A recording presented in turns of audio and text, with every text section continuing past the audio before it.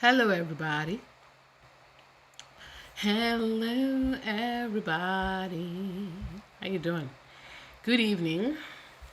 As usual, I have once again not shown up on time, and I am really sorry, guys. You have to forgive me. You don't have to forgive me. There's no excuse. But let me just let everybody know now. My streaming time, live streams, Monday and Fridays, 6 p.m. I really should have said something if I wasn't going to show up on time today. But guys, life happened and work happened, and I'm actually quite exhausted. I was going to postpone this, but I thought no, I can't let the side down. Isn't that the stupid thing that Andrew Pedro Pedro? Isn't that the stupid thing Pedro said on that BBC interview that he told us guys that he never met Virginia Giuffre. As far back as 2019, guys, it was hey high. I can't let this. It was hey high. He expected us to believe that a picture taken in what 2000s. I don't even think the technology to make marginally decent Photoshop existed at the time Andrew gave that BBC interview, but he wanted us to believe that Virginia Giuffre somehow had the technology to Photoshop him into a picture.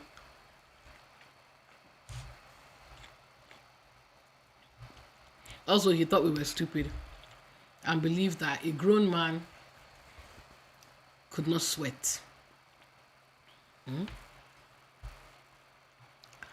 I've got right into it. I didn't even get a chance to do my usual intro. How's everybody doing? I'm eating ice cream, guys. So,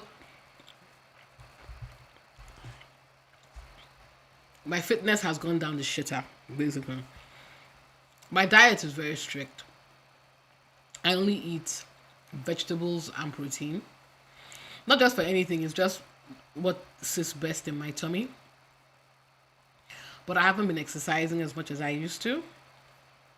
And I won't lie, for the past few days I've been craving ice cream, and I have been indulging myself. So this is my last day of having ice cream because I'm forcing myself to do a kind of proper reset. So I'm going to go on a pure water diet for not water. I'm going to be eating, but but whatever it is that is causing me to crave sugar, I'm going to control my. I'm going to like take a few days where I literally starve myself of that sugar, so that I can reset my diet and start my hikes again. But this has been a weird January because normally I don't do this. But the thing about me is, as I've gotten older, I've gotten very comfortable with. You will go through cycles.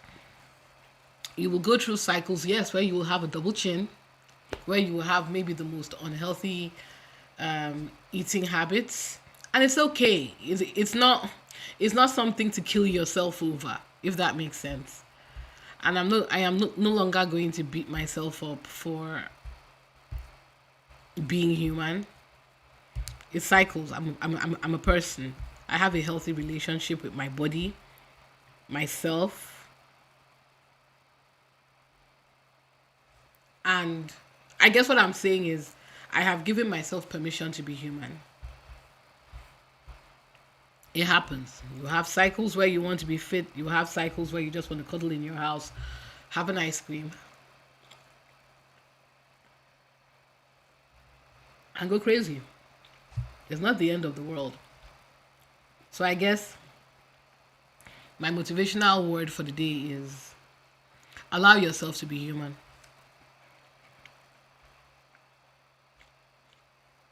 Allow yourself to be human. Don't apologize for being human.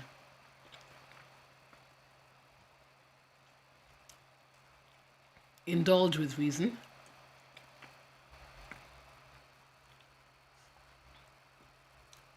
But just be aware of yourself.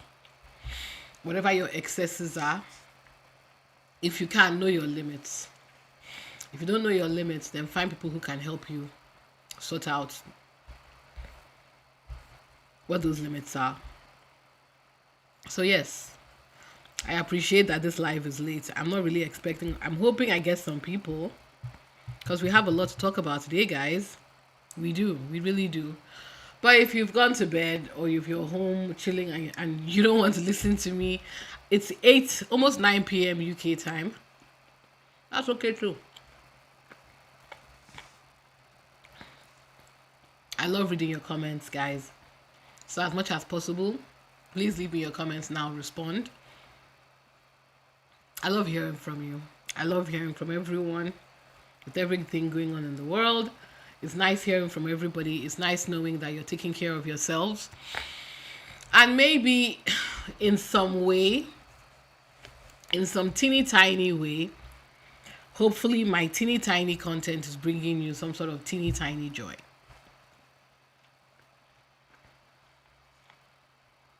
See my double chin. I'm so embarrassed by that double chin. But it's okay. It is what it is. We'll exercise and burn it off. How's everybody doing today? I was kind of stalling for time to see if more people would join. Let me see if the camera is positioned properly, because I positioned it in a way and it seems to be hanging perilously.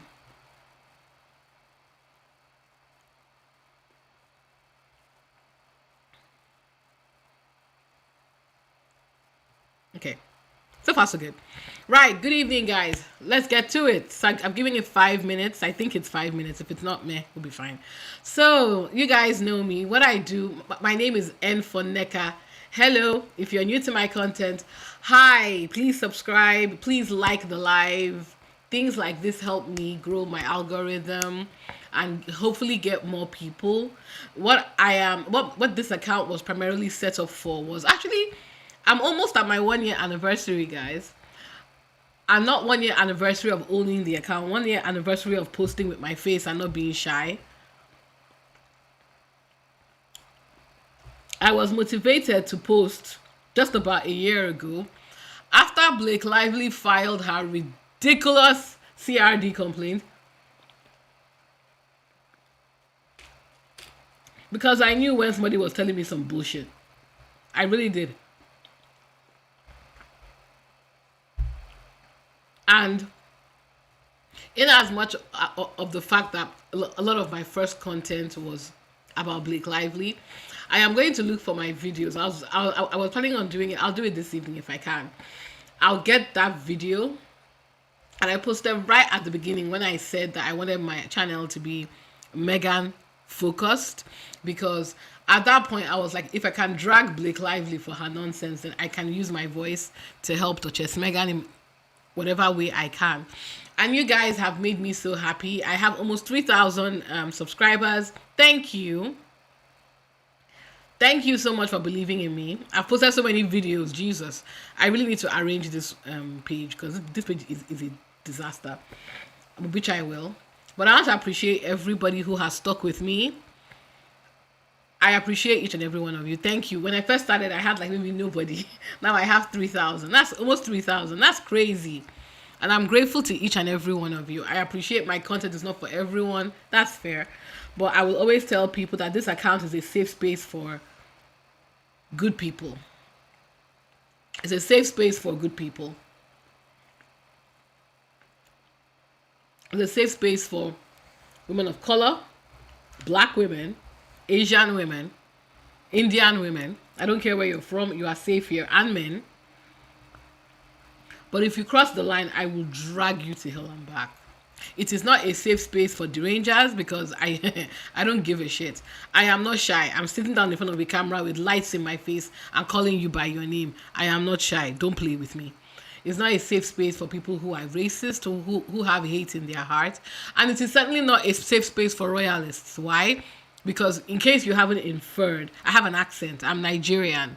And I am a Nigerian who is very much aware of how the colonial thieves, as I call them, and colonial terrorists have stolen and exploited from Africa and continue to steal from Africa, continue to exploit us, continue to take advantage of us and our leaders, and won't let us thrive because they want access to our juicy resources. Unfortunately for us, we have leaders who let them do it. But the conscience should ick them that you enslaved these people, you stole them from their land, you exploited and stole their stuff. Maybe we should take it back a bit and maybe not be so exploitative. But since they won't stop, I won't stop calling them out. If that makes you uncomfortable, this channel is not for you.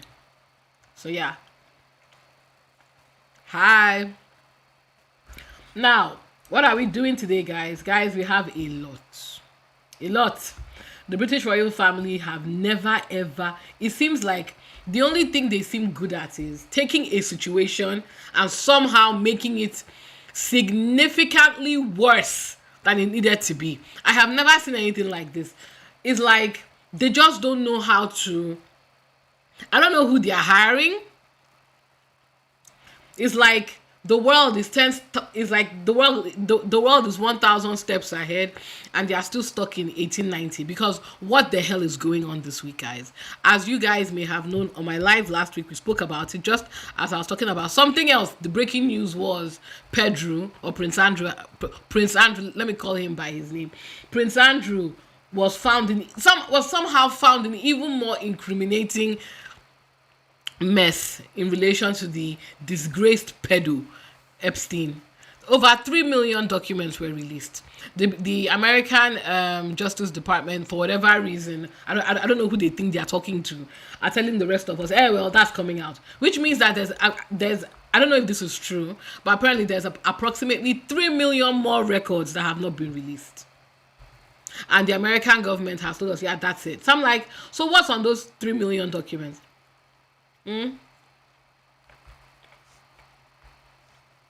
Those 3 million documents that you refuse to release? What's if all the things that we are seeing right now is this bad, then goodness knows what's on the remaining 3 million that we haven't seen. And these things need to come out. What haven't they done to distract us? Guys, chat, what haven't they done to distract us? Oh, yes. Oh, Electra, don't worry, I'll get there. Oh, you're watching? Oh, yeah, the Olympic opening ceremony. I forgot that was now. Oh, crap. Well, I guess that's where the audience is. Not to be arrogant, but maybe some of you are watching, which is okay. Like I said, you guys don't have to catch me live. You can catch the recap. Electra, hello, darling. How are you? Please like the live. I was wondering where everybody was. Yeah. I saw, and yeah, before I know I've already jumped ahead, guys. Please forgive me. But like I said, there's a lot for us to talk about today. So what I'm going to do is, before I start these lives, I started doing this thing that I call, these new things that I call just some random off topics that we can use to get some humor going before we have to be serious. So let me find a page. One sec, guys. I'm going to find, yeah.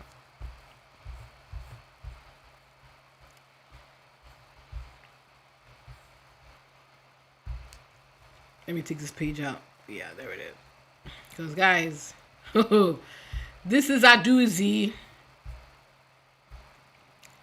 Now, apparently, as well as the Olympics, we're going to just quickly, just some humor, because the things that I'm about to discuss are quite heavy, and I'm going to be dragging some people. So I want us to have some humor, something to keep us going, something fun, because I don't want, while I'm focusing on one topic, to go off topic. It's not right. So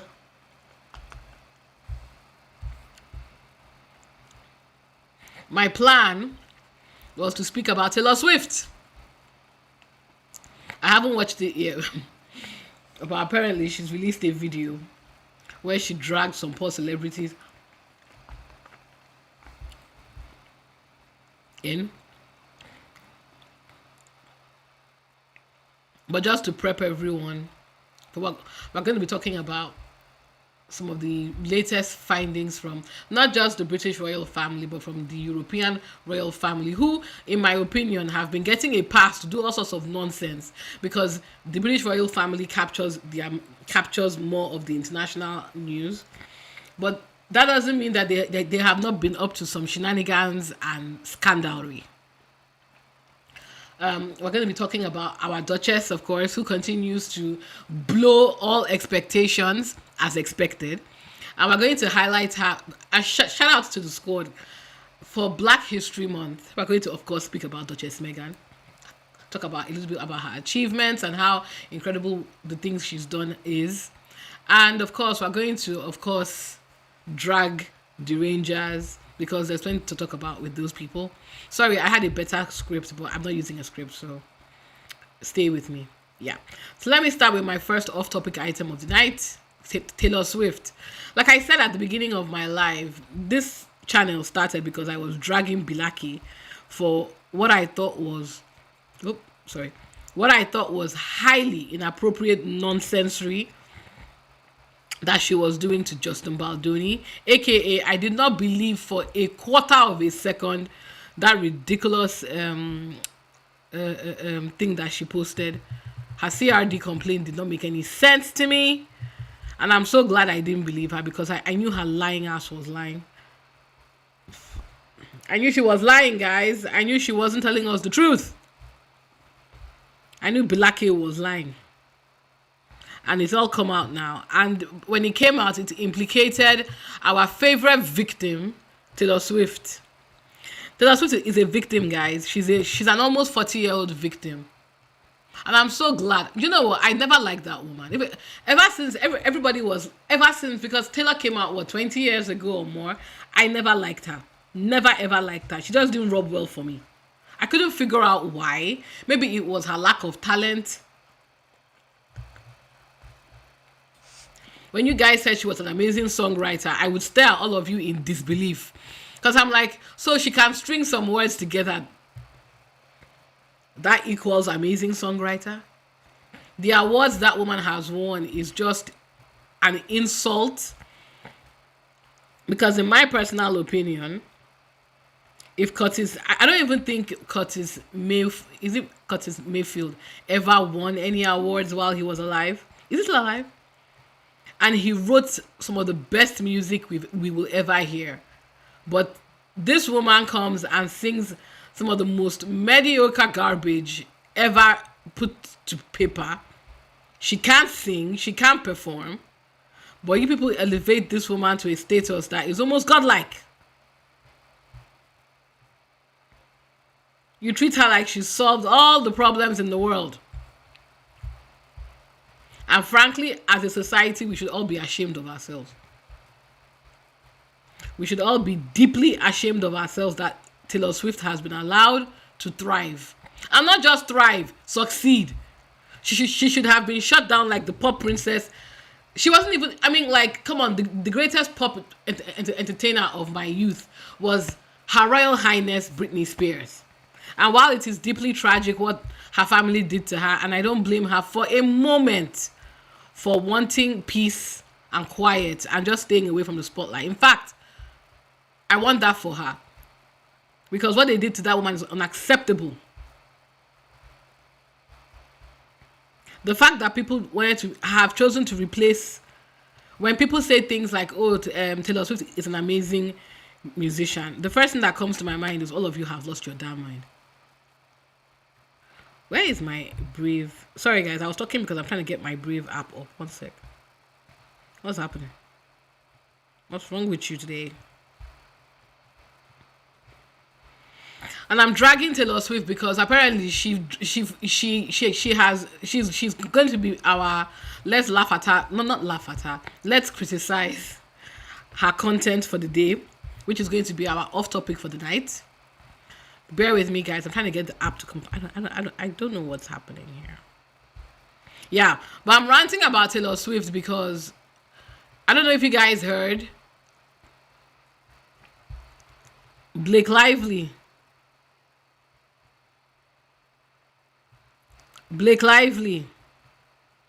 When her stuff started.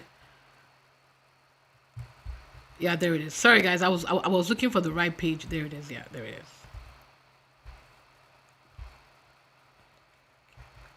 Ah, bloody hell.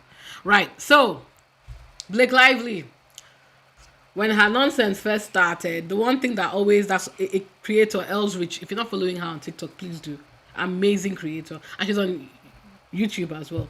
Elsrich called out the fact that, and other creators of color called out the fact that Blake Lively, you said that you were sexually harassed. Your bestie, Taylor Swift, the so-called champion of all things womanhood, hasn't said a word in your defense. Why? And I think that's when people started to doubt her story. Even though as a black woman, I could smell that Karen energy from like 10 miles away. But people didn't understand why her closest friend, Taylor Swift, the most visible and professional victim of our age, didn't come out guns are blazing with her guitar to sing an off-tune feminist anthem in her defense, which led to people feeling more comfortable calling out the inconsistencies in Blake Lively's bullshit. Probably the best thing Taylor Swift has done, honestly. I'm serious. That's probably the best thing Taylor Swift has done with her career. Her refusal to support Blake Lively was, I'll give her that one.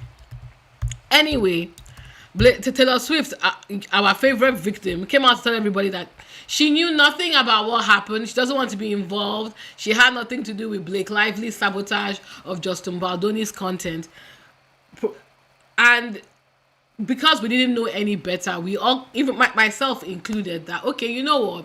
Blake Lively probably used her very rich friend to intimidate Justin Baldoni and steal his production. Maybe she really just had no idea, you know? Because Blake Lively seems like that type of a person.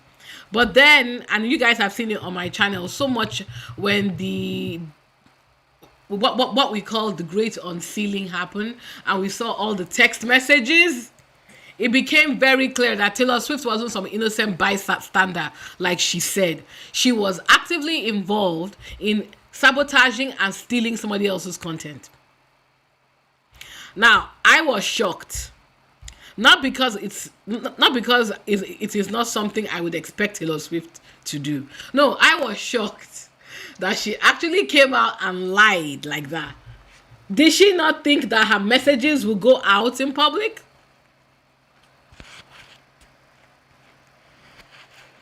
Or maybe she would...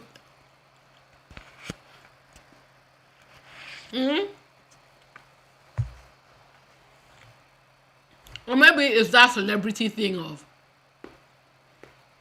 they have gotten so used to believing their own nonsense. And not only that, guys, they for whatever reason do not seem to understand yet, even though they are millennials and younger like us, that traditional media is not going to save you. This is not the 2000s. This is not even the 2010s. This is 2024, 2025, 26 now. People, the average me and you, are content creators. You can't bullshit people that know how to create content. Why? Because the exact same thing a PR person is doing to form a narrative is the exact same thing I'm doing. I can gather my own resources. I can put a camera up. I can talk to you. I can create a script. I can hopefully entertain an audience of people and tell my story the way I want to. So technically, guys, we are all PR now. We are all, okay, well, I'm not a journalist. I don't want that responsibility. But we are all PR now. So you can't push a lie like that and expect when the lie comes out, you can suppress it. How? You might be able to force certain companies not to talk about it on their news channels. But how are you going to stop millions of creators all over the world from picking up on that nonsense? It's content. It makes money. Of course they're going to. And more importantly, you have made people very passionate about this case. So of course they're going to jump on it and drag it out and dissect it and sleuth. Because people don't trust legacy media anymore. Not that, and I'm not saying it from a way like the nonsense Trump normally says. Even though I can't believe I'm saying this, he's right to an extent. Anybody can use the BBCs, the CNNs, and the reputation that they have built over the years as quote unquote reliable to push a narrative. Yeah? But what social media does, more than anything else, in my opinion, is we hold people accountable. If you tell me the sky is blue and I go outside and the sky is not blue, I will come and tell on my channel, guys, these people are lying. And my voice is very tiny. There are people that have platforms that share similar views like me, that are in the millions, that have subscribers in the millions, who will come out to say the sky is not blue. If Candace Owens, of all people, can convince you that Charlie Kirk's wife was not genuine, if she can convince you that the racist organization Turning Point USA is garbage, I literally believe that woman has brought down that entire organization just by sitting on a podcast and talking to people. So why do you think you can do what Taylor Swift has done and get away with it, and nobody is going to remember or talk about it again? Anyway, the reason I'm giving you guys that context is Taylor Swift has released a music video, and it's, as again, I told you that Taylor Swift is the professional victim of our time. And honestly, guys, it's just, I haven't watched it yet, so I thought as a treat, before we get into Prince Andrew and the trash-ass British royal family, let's watch Taylor Swift's video, shall we? So let me see. Am I going to release it? I don't know. According to what I heard, she didn't put it on YouTube because she can't make money from it, of course. So let me see if I can play it for us here on Twitter. Twitter, for all its information, has become such unusable garbage. I wish I could just delete it, but I feel like that's the best way to get good news, honestly, quickly. Twitter. Where's the video?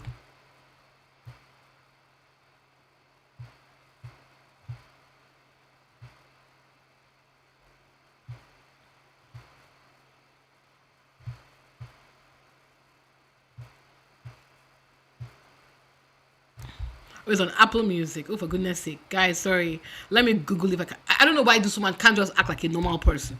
Most people put their videos on YouTube. The fuck? Taylor, where is your video? Sorry, I thought this would be quick. Okay. Oh, is it?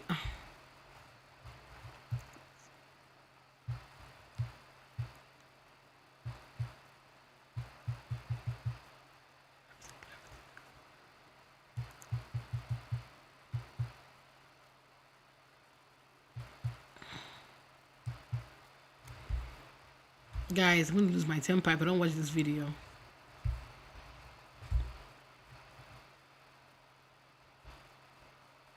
Let me go back on YouTube. It has to be on there somewhere. Are you kidding me? Now, let me be clear. I don't know if it's actually on YouTube. I was told that it wasn't. Let me check. Oh, I was hoping this would be quick. Sorry, guys. Please don't forget to like the chat, ladies and gentlemen. Don't forget what we said. All we need is engagement so that we can grow the community.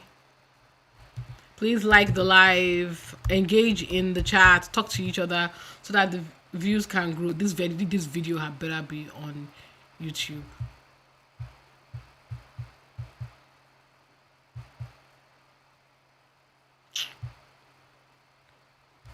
Taylor Swift, the fact that you're making me search for this video is beginning to piss me off now.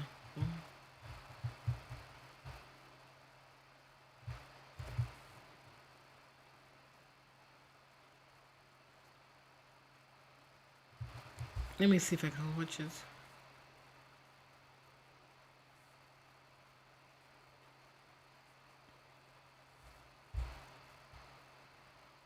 I don't even know if I'll get copyrighted. So I don't know if I can play it. What is going on in this world that we're living in today, guys? That I can't even play music anymore.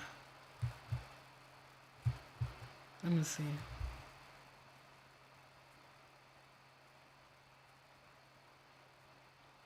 This is the video, I think. Sorry, guys. I don't think I can play the song. And it does make me wonder. So apparently, how this video was shot was she got people who came with her on Graham Norton's show and forced them to attend the video with her, I guess. I'm not sure how she pulled this off.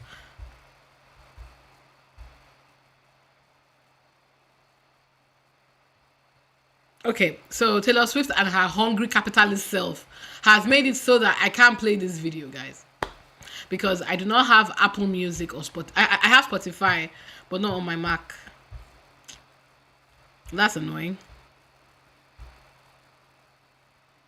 I'm so sorry, guys. I feel like I lied. I feel like I set you all up and I disappointed you. Because I was going to laugh at her video today. I thought that would be entertaining to see how her desperation for attention. But apparently, for those of you who may not have noticed, she shot that video at Whitgift Center in Croydon. That's crazy. She came all the way to Whitgift Center to shoot that video.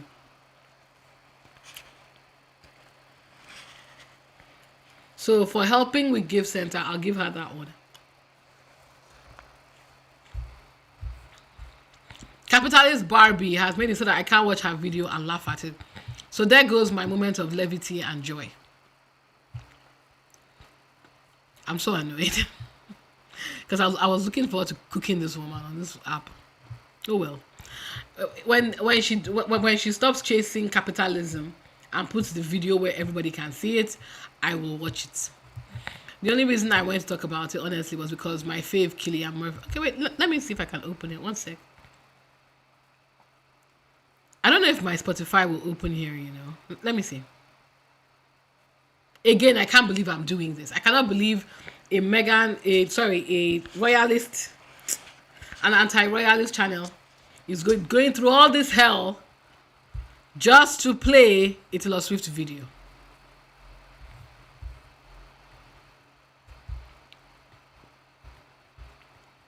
Can I log in? Let me see if I can. You see, guys, don't ever say that I don't love you, because see all the hell I am going through just to show you, just to, you know, satisfy you guys. Please don't ever say that I don't love you. Please, please, please. Ever, never, never, never say I don't love you. I do this for you. Oh, let me see if it'll let me.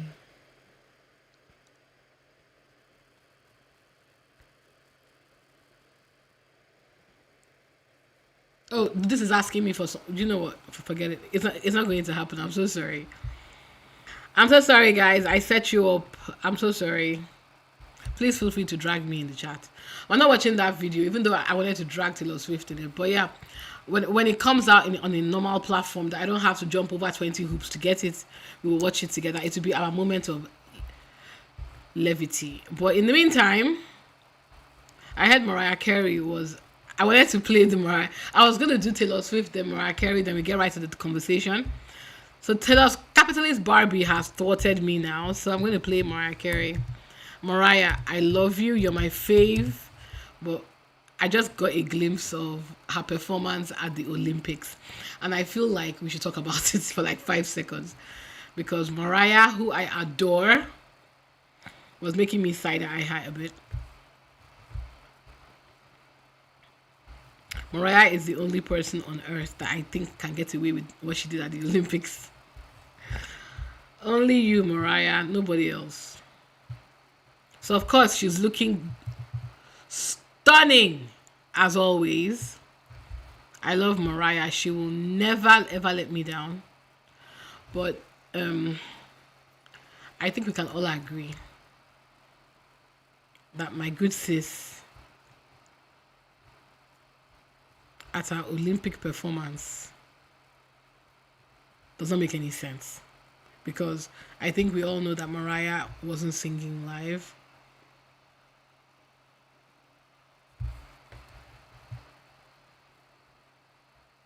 I said she looks beautiful, but Mariah, girl, And I adore Mariah. Not on Black History Month. Will you come and try and play in our faces like this? Oh no, they started taking the video down. Oh, for goodness sake.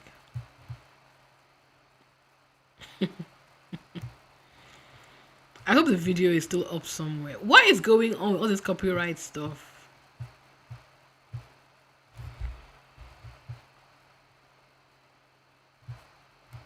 Okay, so it's not coming up here. Let me see if I can find it on YouTube. You know what, guys? I'm beginning to hate the fact YouTube has become so unusable. You can't play anything. You can't do anything.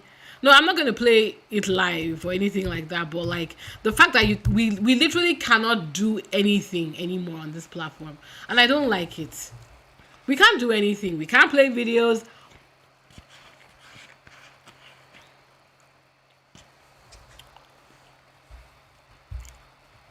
I hate that.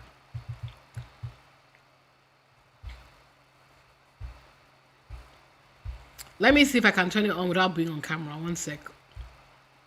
So that it doesn't get, I don't get a copyright strike.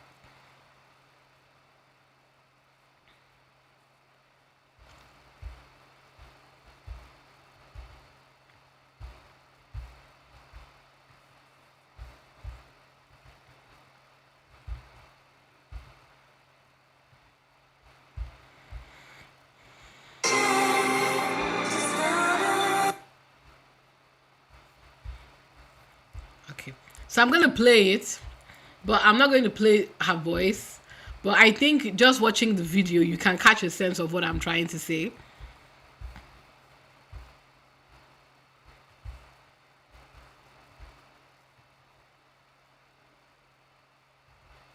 So she's singing, but it's very clear that she's not singing live. Oh, Mariah. You see, this is how you know she's not singing live, because look at how she did that whisper register. Those of us I've been following Mariah since I was a child. I know when she's doing her whisper register. And the fact that she cannot, I'm sorry, Mariah girl. You see that? What was that? What was that, my love? But yeah, we will forgive Mariah because, I mean, she's paid her dues. She's a legend in her own right. She doesn't owe anybody a damn thing. And nobody forced the Italian Olympics to give her a check and tell her to come and sing. I don't know why they were even dragging Italy actually. That, are you saying is Mariah Carey Italian? So yeah, I'm really kind of annoyed that Taylor Swift has spoilt the at least 10 minutes dragging. I was hoping we could have enjoyed this evening, but don't worry, I won't forget it. When I get that video, trust, I'll bring it to a live. But yeah, we've had our moment of levity. I'm sorry it wasn't as fun as I would have liked it to be, but like I said, copyright strikes are coming for my neck. It's very hard to post anything now. So yeah, I'm going to go back to X because we have a lot to talk about, y'all. So now that we've had a moment of levity, let's get back to the tea. So I know we've already spoken about the Epstein files, but guys, look, what we're going to be talking about today is how the British public is reacting to the fallout of the Epstein files. Because, am I right, guys? Do you think I'm exaggerating? I think this is honest to God the biggest scandal of our time. It is. It is. It is the biggest scandal. This thing, maybe because of the sheer amount of information and all the nonsense going on in the world, it's very hard to concentrate on one thing at a time. But I don't want us to lose sight of the fact that this thing has exposed so many people as pedos, as perverts. And that was what Epstein was for. Because I never understood how this man with no proper formal education, no real charisma, has been able to basically, and we spoke about it on Monday, guys.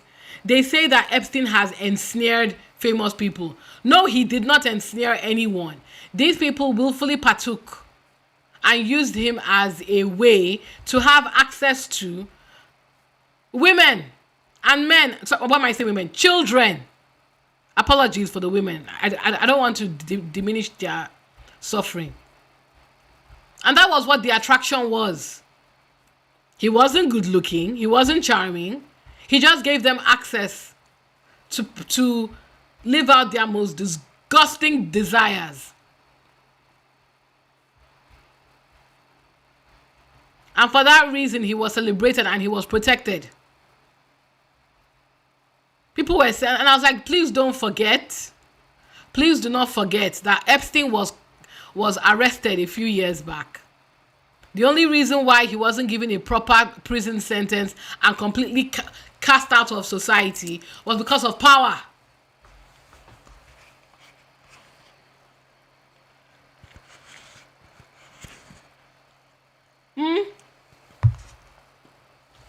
And the more people get caught out in this stuff, the more you understand why nobody could have released the files before now. And don't forget, they almost didn't release it. Didn't Trump's people tell us that the files were a hoax? I haven't forgotten. Don't forget that Trump's people, despite campaigning on Epstein files, when they finally got down to seeing what the hell was in it and who was implicated, do not forget, guys, for months they were saying it's a hoax, it's a hoax, it's a hoax. The only reason why Trump has decided the only reason why it's come to a point where they really had no choice is because the American economy is crashing. It's because of ICE. Because don't forget, Democrats and Republicans sat on these files for years. They knew. Why they finally decided to go scorched earth now, I don't know.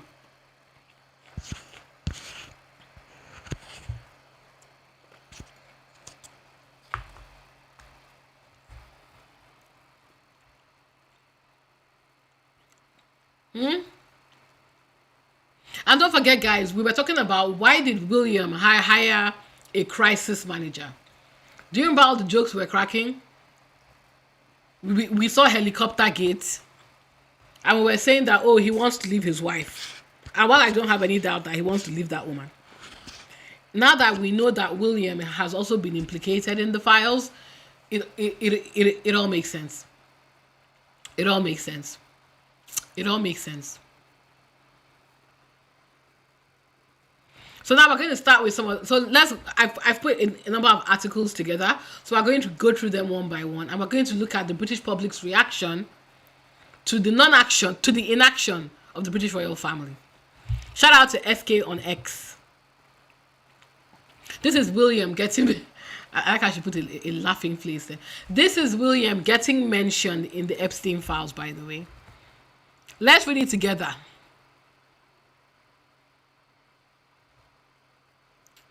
From Epstein himself to, I don't know who they redacted. From what I've been told from other creators, even the redacting was not done properly. So apparently there's a way you can unredact yourself.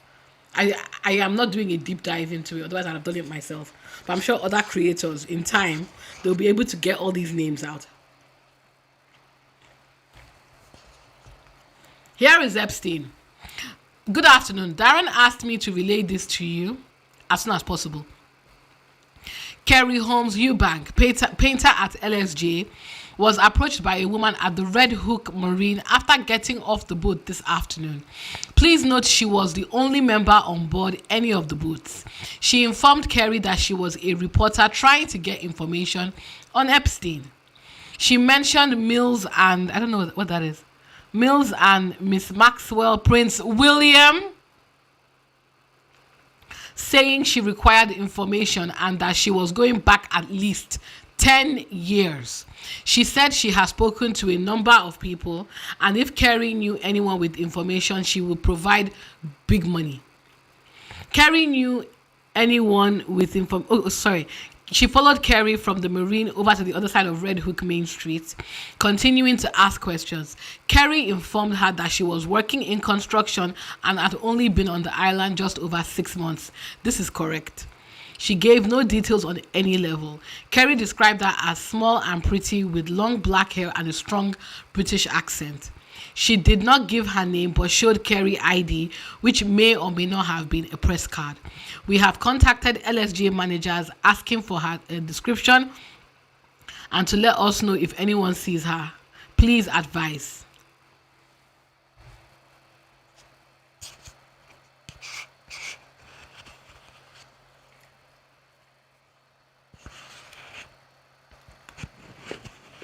Let's sit on that for a minute.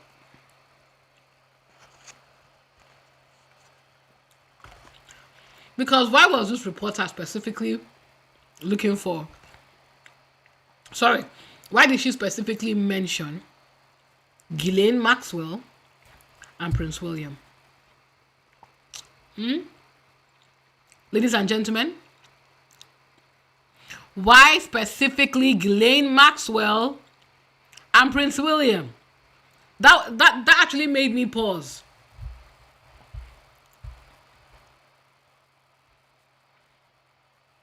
That made me pause. And this was in 2011. That's 14 years ago. At that time, Billy Idol would have been what? 30?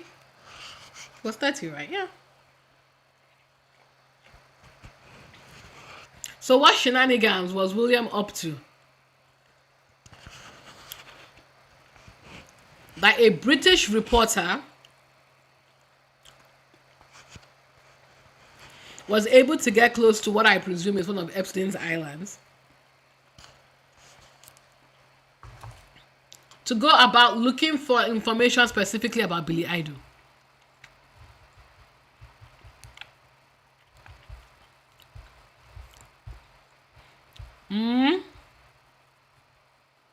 Ladies and gentlemen, inquiring minds want to know. The Rangers, those of you that are having a stroke on my channel, why did she specifically ask for Prince William? That's new. I have to say, I was taken aback slightly. I was like, oh.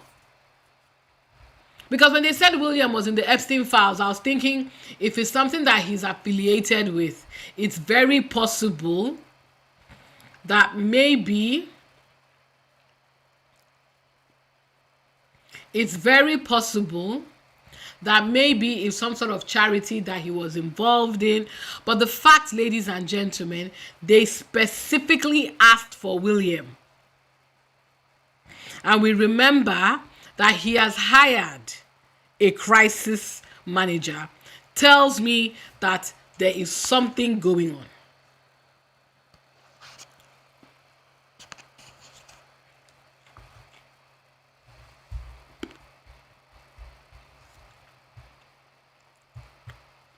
Let's keep reading.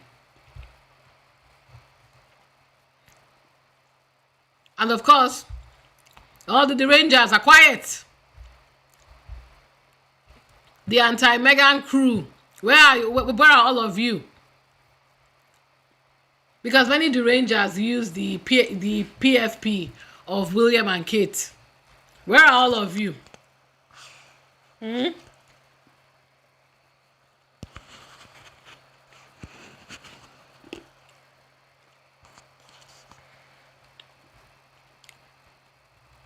You claim you care about the children, right? So where are you? You claim that it's not personal, right? So where are you?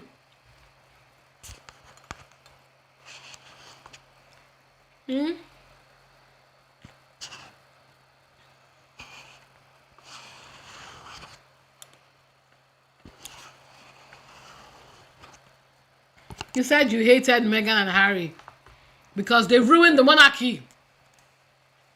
But here is your future king, Billy Idol. This man. Here is your future king, mentioned by name as a person of interest in the Epstein files. At the age of 30, by the way. So let's be very clear. People that want to make excuses, well, he was young. No, he was 30. So that means that is a grown man. And by 30, the fact that the journalist wanted to go back 10 years, between 20 and 30, what was William doing on Epstein Island? What was he doing affiliated with Epstein? I thought this was just a Prince Andrew problem. I thought Prince Andrew was the bad egg. So why is William's name there?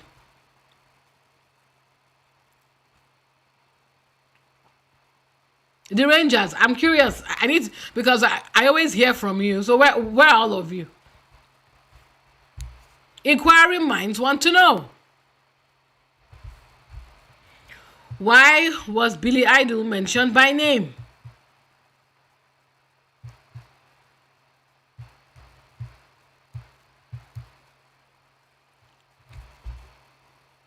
Let's listen to some of the backlash from the British public. I'm of the view that I find that asking the British people for the King to do something about the situation is a little bit ironic, really. He's the one who dumped on his young wife and committed adultery with a woman who also committed adultery. How are we supposed to trust this man to do anything about his family, who are really totally dysfunctional?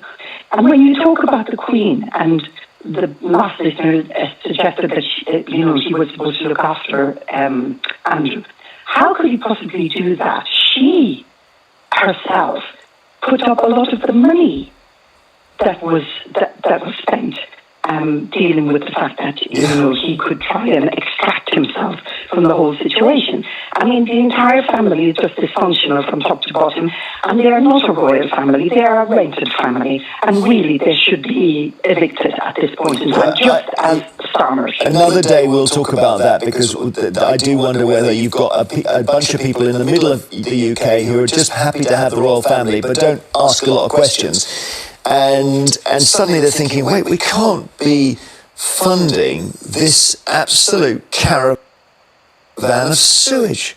Well, and that's the other thing, because there is a kind of mucky lot in many respects, but people are starting to look at the finances now and how much money and the property that they've got, which extracts money from NHS, and also they're making money off the backs of the country. Apparently we gain from having them because they bring in tourists. Yes, I understand. Apparently so. So I've always gone with it. And also, look, we don't share very much in this country, because the FA Cup final and the Beatles. So we do need things that bring us together. And maybe the Royals do. I just think they're held to such. I'm not saying that they shouldn't be, but they don't. You don't choose to be a royal, and they are human. And I think if we all look at, yes, okay, we probably don't have the same controversy in our family, but I just don't think every family. When the lady Mary was saying before, about him. With Camilla and Diana, at the end of the day, they're still human, is what I'm saying. And also, maybe they've always behaved. Last night I went to see HMS Pinafore, the little operetta, the English National Opera. It's such a beautiful, the Colosseum, it's wonderful, and really enjoyed it. And as I was going out in the interval, someone pointed, and I don't know if this story is true. They pointed at this tiny little booth, weird, just off the back of the stalls, and they said that is where King. And it was King George, or was it King Edward, used to take a woman in the interval and have sex with her. And you're like, has this always been going on? Yes, the Colosseum's got the royal retiring rooms. I've been. Well, that might be it. Yeah, I've been in there. Not with the royal. Let me say. No, okay, yes. I'm glad you clarified that. So, Mary, thank you. Whether it's curtains for the royals, we can discuss another day, because it's a bigger subject. But it's just about whether the king. Come on, if you're advising the king, you say, look, tomorrow, clear your diary. Go out, put a desk at the front of Buckingham Palace, invite in 2 cameras, and read a statement I will now write for you.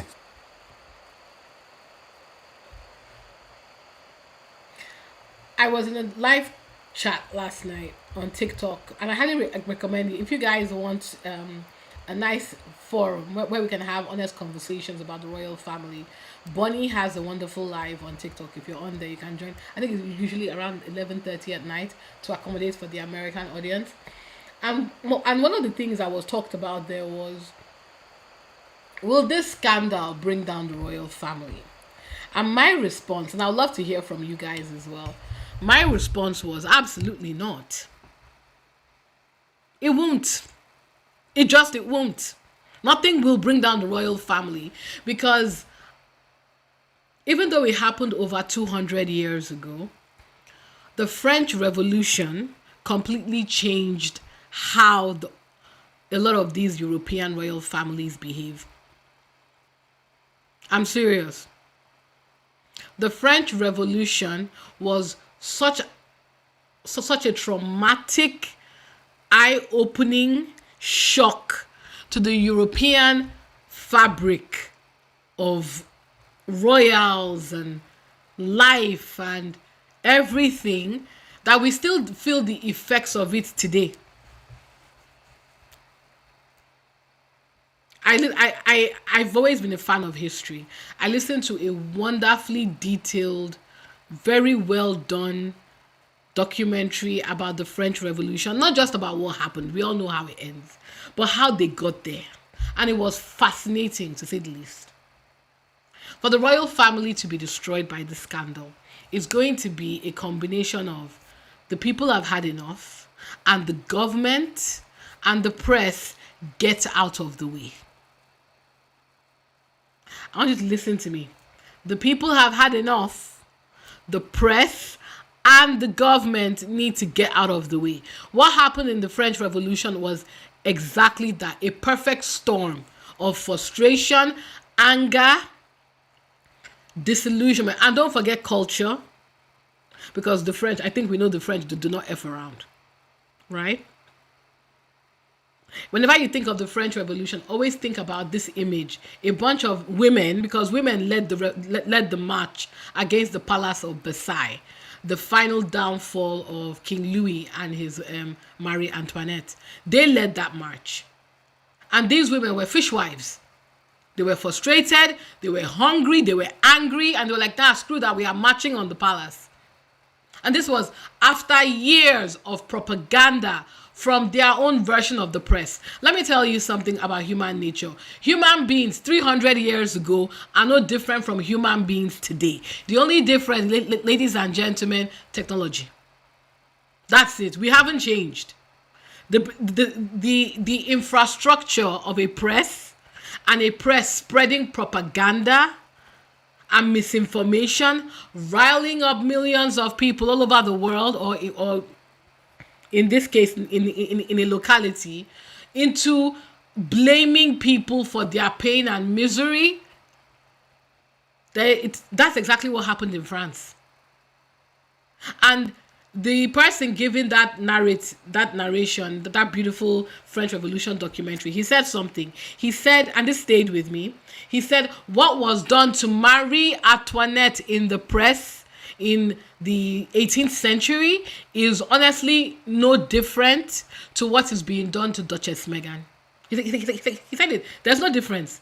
Because he was like, if you go through the historical pamphlets, what survived, these were lies. They were saying things, that whole eat cake thing, saying things like, they were really printing out lies about her excesses. Am I saying that she wasn't living an excessive life? She was a princess. Of course she was, married to a king. But the way they went after Marie Antoinette, they called her a whore. They called her they blamed all the national problems on her. She is the only person in France that was throwing parties while people were starving. She is the only person in France that was wearing expensive clothes. They called her a whore. They questioned her relationships with friends, people that she knew from back home, because she was Austrian. She wasn't French. They said she was sleeping on the king. They went after her day in, day out. And then you combine this, creating this woman and casting her as the demon causing your oppression. You cast that against the people who are starving, who unlike us, may not be media savvy and know when we are being bullshitted, who were hungry, they were starving. And the king, unfortunately, was not listening. Because kings then were powers to themselves. They didn't give a shit about... There was no emotional support pool. They didn't have... I don't think they had enough people in the media fighting in their corner. So, you have the press feeding on people's anger, hunger, frustration. Of course, that revolution was going to happen. Then the fishwives marched on Versailles, broke... As they were marching, they gathered, people joined them, hungry people, soldiers, everybody. By the time they got to Versailles, there was a very powerful crowd. They were able to break through the few defenses that they had, break into the palace, looking for Marie Antoinette. They were literally calling for her head. The only reason they didn't kill her and the king, and you think about it, guys. Imagine you're at home and people are breaking into your house. They are there to hurt you.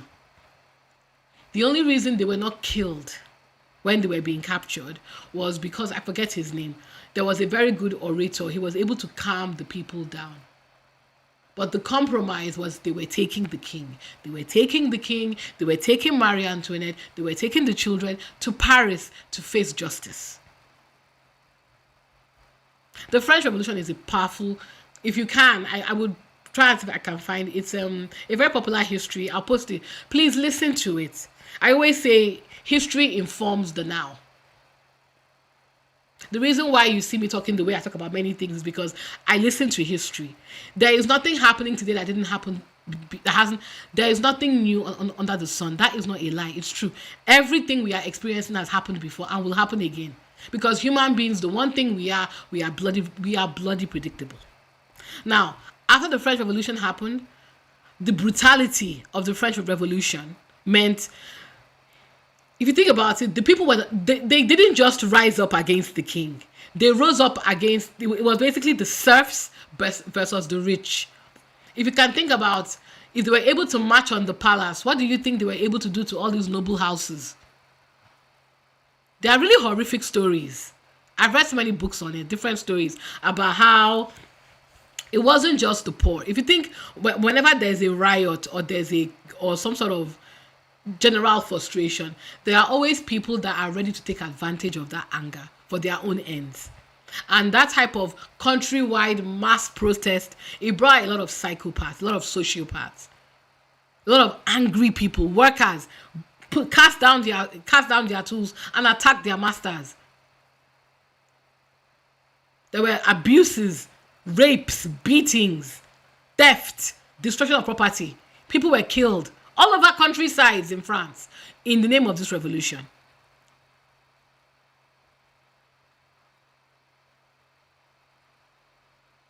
And the British press spoke about it.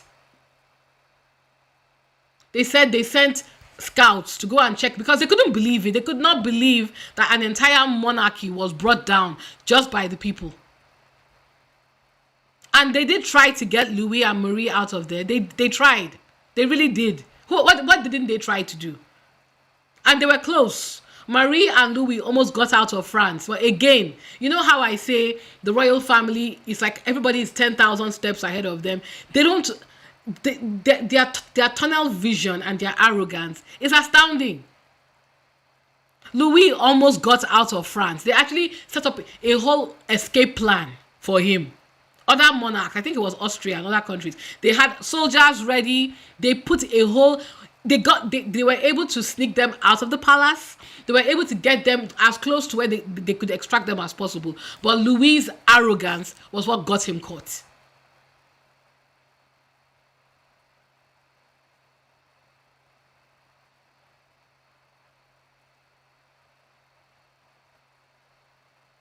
Now, after this thing happened, and the scouts came and they were appalled, because I told you guys that the French, it wasn't just the monarchy they went after.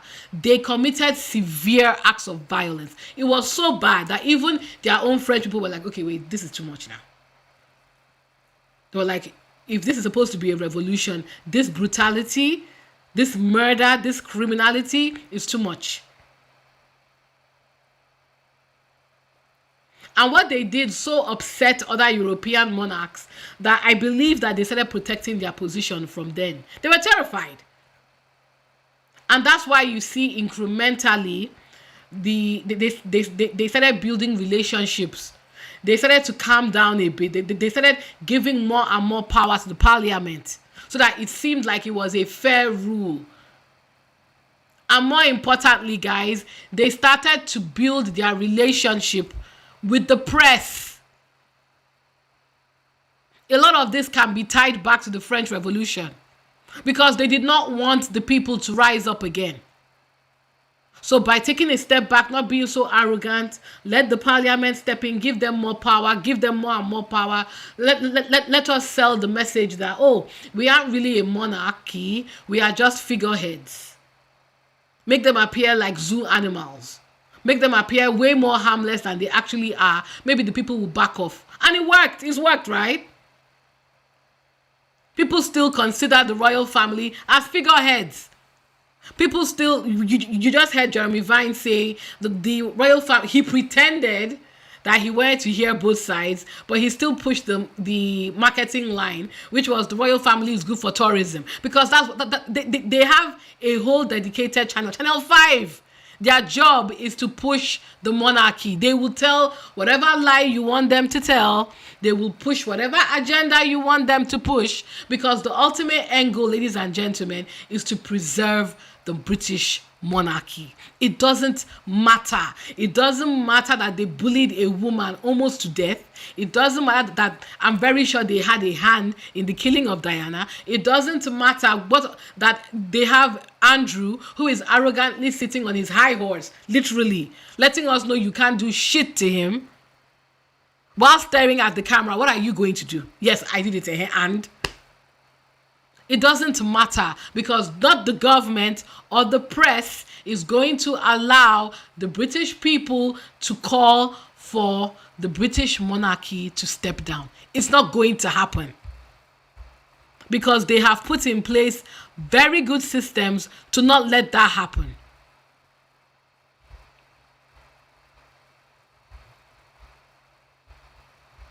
It's not going to happen. And we're going to have to accept that.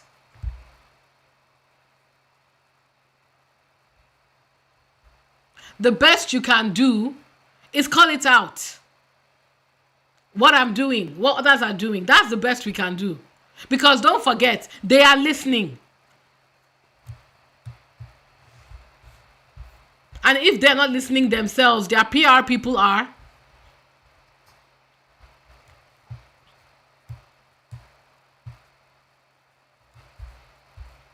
That's why channels are getting blocked. How many channels do you know that are pro-Sussex or pro-Republican that are popular? They are blocking channels. They are reporting people. They are suppressing your content. Because if they control your voice, you can't get rid of them. Look at Graham Smith here, asking a very fair question. William, you were named in the Epstein file. This week, William did nothing at all. Last week, he briefly met Headshot CEO and John Sweeney, Scott FM, and one engagement in London. That's it. And we're paying him $442,000 a week, pounds a week.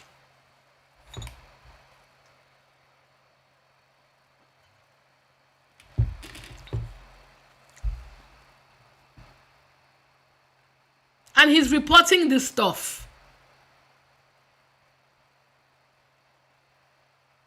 He's not the only one. Yet we still have a monarchy.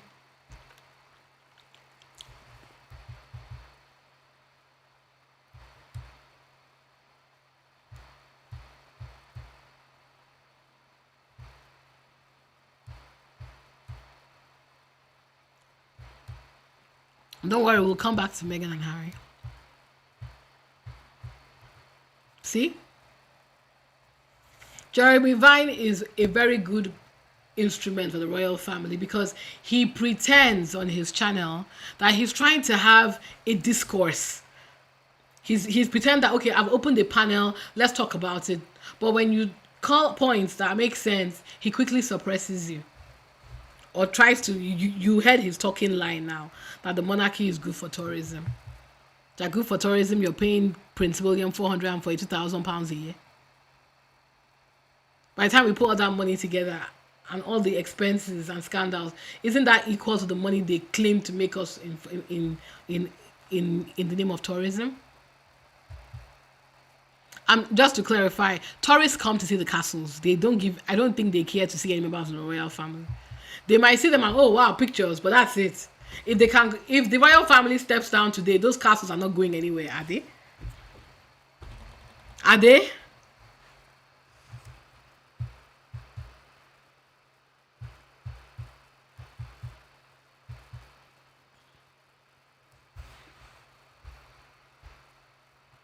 Those emails, having been through the Epstein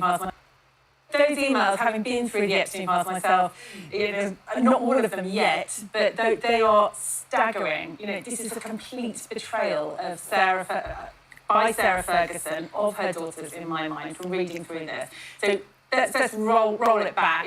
Just a few days after Epstein is released, having pleaded guilty to crimes of soliciting a minor for prostitution, she decides it's a good idea to ask him for plane tickets to go over there. It appears from the emails, we have to say that these emails haven't been verified as genuine, but so far we've no reason to disbelieve them. Sarah Ferguson's asked for flights over to see him, talks about her daughters going over to see him. There was a lunch with Epstein. She writes to Epstein, it seems, to say, thank you very much for seeing me and the girls. Your compliment to me in front of my daughters is one of the kindest things anyone's ever done. They were young girls at the time, young women, I should say, and those crude comments, very intimate comments about her daughter Eugenie, who'd been away to see a partner or boyfriend at the time. It's absolutely staggering that, fair enough, a relationship with this very powerful man prior to his conviction, but the fact that it continued. Now, Sarah Ferguson has always said that when she found out, she cut off contact with him. We've heard that story before from Andrew. But then we've seen emails in this latest dossier dump in which Sarah Ferguson actually begs Epstein to get back in touch with her. It seems that he cut her off, not the other way around. So there's all sorts of tales going on here. And in the middle of it all, you've got the two princesses who, you rightly say, have kept their princess titles. They are still House of York, unlike their parents. Sarah's no longer a duchess. Their father's no longer a duke. They were invited, as we saw on Christmas, to spend Christmas with the royal family.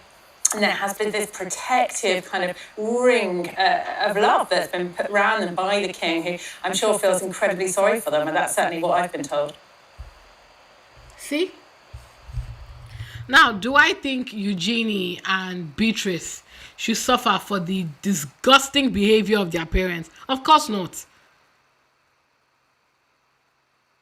But is anybody going to investigate the businesses that Beatrice and Eugenie have?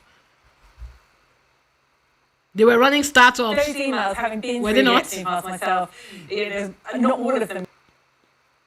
I always wondered where all these startups they were running, where they were getting that money from. Because if you guys recall, Eugenie and Beatrice, they always marketed them as, they didn't want to be like, the typical, they actually wanted to work. Work doing what? Exactly.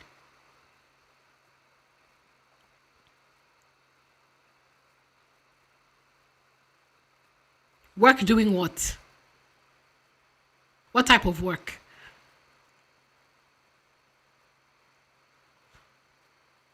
I heard that they were running a startup.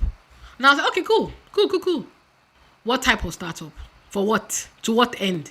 To achieve what? Who are your business partners? What was your end goal? There's a theory that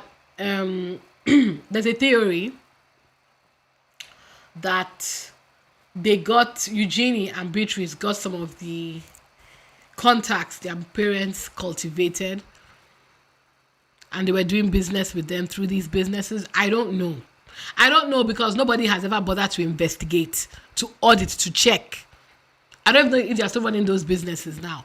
Recently, it came out that I think it's Beatrice's husband, the Italian husband, his business has gone bankrupt. What?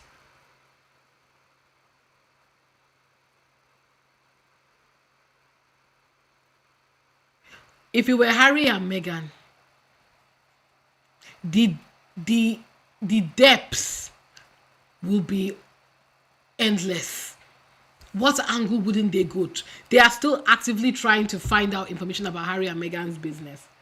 But where there is a potentially very clear line of criminality in the House of York, If not for the Epstein file, we will not be asking these questions. Because what exactly was Eugenie and Beatrice doing? How did two girls with no seemingly considerate life experience, what businesses were they running and who were their contacts? Is anybody going to check?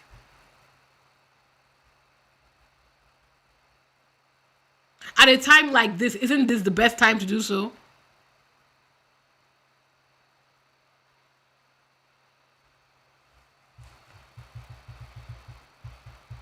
Ah, yes. Epstein did not like black girls. And I love this heading, and I thought it would be worth talking about it. No black girls allowed. If you heard about that, guys, on one hand, I was celebrating that no black children were hurt, but then I do remember seeing that mixed race woman. So I was like, wait. So I love that Feminegra picked this up. So I wanted to share with us. Shout out to Feminegra. If you're not following her, please, I suggest that you do. The fallout from the latest releases of Jeffrey Epstein's documents continues to ripple through social and political spaces. Rather than simply reviving an old scandal, the disclosures exposed how quickly black girls can be dismissed as victims, yes, by society at large, with black women once again left carrying the burden, advocating for their humanity and visibility. One line from the redacted deposition: "Don't bring me any racial slur," because the center of a viral claim that black girls were not allowed on Epstein Island and therefore somehow untouched by his crimes. Social media posts framed the quote as proof of racial exclusion, and dark humor replies even treated his racism as an accidental shield. Yet, the wider record tells a far more disturbing story. Emails, court exhibits, survivor accounts, and recruitment exchanges show black women and girls appearing throughout the files in dehumanizing and coded language. The debate is not only about whether they were present, it is about how quickly black women victims disappear from public memory when a single screenshot feels easier to process than the full archive.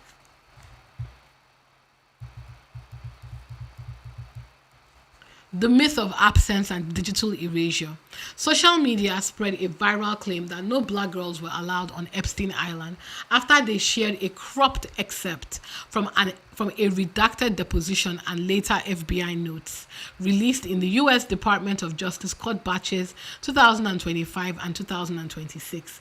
They reposted a line containing a racial slur and an alleged preference against dark girls without its surrounding context and quickly framed it as proof of a universal rule. In fact, investigators recorded this material as second-hand testimony, not as written policy or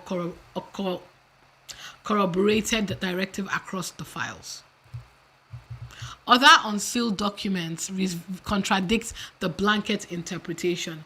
Multiple court exhibits, email exchanges, and victim impact statements within the same DOJ releases reference black women and girls appearing in recruitment conversations, travel logs, and survivor testimony.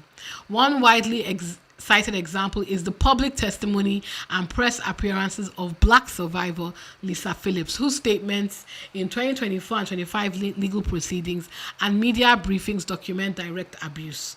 Additional correspondence in the archive also includes racialized descriptions of black women in scheduling and service-related emails, demonstrating presence rather than exclusion.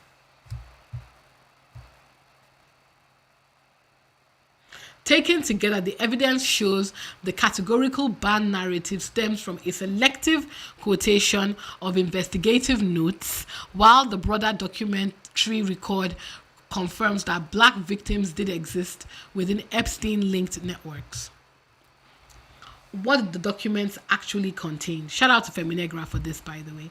Unsealed correspondence and attachments show repeated references to black women across different countries, often reduced to descriptors such as nationality, skin color, or physical traits rather than names. Nigerian, Ghanaian, Jamaican women appear in emails tied to scheduling, travel, or introductions, while others discuss bodies, detached, or clinical language. The pattern emerges is not absent but excess. Black women are not missing from the record. They are present in ways that reveal how easily their identities were flattened into categories, preferences, or physical features instead of recognized as individual.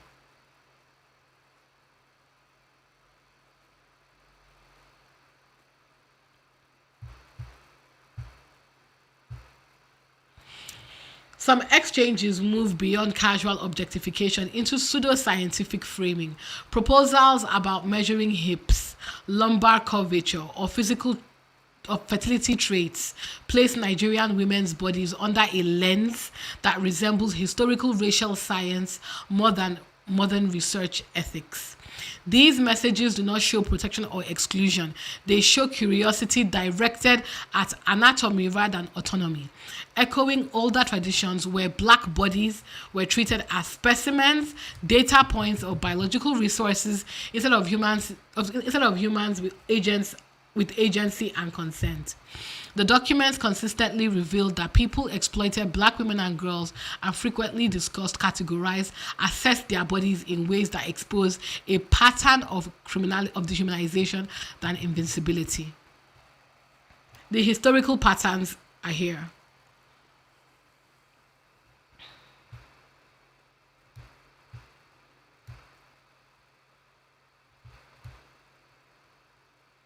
Today, the consequences show up in different ways. Data from anti-trafficking groups in the US and parts of the Caribbean and Africa show black girls are disproportionately targeted, with around 40% of sex trafficking victims and survivors in the US identified as black. Experts often link this to poverty, lack of institutional protection, and a bias that frames black girls as older, stronger, and more mature than they really are. When a society assumes a child is less vulnerable, intervention becomes less likely. That delay creates space for exploitation to continue. The media, yes, the media coverage plays a role in who is remembered and who is overlooked. Stories often center wealthy perpetrators or famous associates, while survivors struggle for visibility. Final thoughts. Epstein files do not present a neat narrative. I agree. They arrive in fragments that require patience, scrutiny, and ethical reporting. Black women appear within the record through emails, testimonies, and language that often strips them of dignity. Acknowledging that presence does not diminish anybody else's suffering. It corrects a version of history that repeatedly sidelines black victims and misreads Epstein's racism as somehow spared them from harm. History shows white explorers and slave owners held openly racist beliefs and dehumanized people of color. Yet those same articles did not stop them from committing sexual and physical abuse against the very black women, children, and men they considered inferior. Hatred has never been a barrier to exploitation. In the same way, sexist men who despise women are often the very ones who harm girls and women the most. Please feel free to read the article. It's quite illuminating. But I'm glad she talked about it, because even me, I'll be honest, I kind of felt for them. I was like, oh, thank God black women were spared. Even though I recall seeing this woman. So it just goes to show how, if we're not careful, press narratives and social media narratives can make us careless with our words and who we deem as a victim. And now the British media is talking more about it. So you know how earlier we spoke about William's name being mentioned over 10 years ago when he was 30 years old. Another thing that was found in the Epstein file is Prince William has a charity that accepted Epstein donation after child sex conviction. To me, this right here is the reason why he was looking for a crisis manager.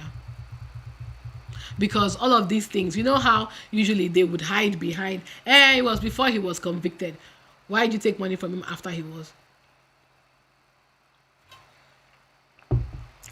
And I'm a bit surprised that the press even brought it up. Normally they'll pretend that they didn't see it, so I'm fascinated by that.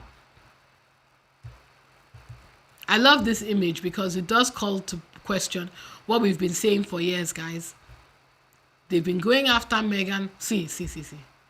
All of them harassing this woman.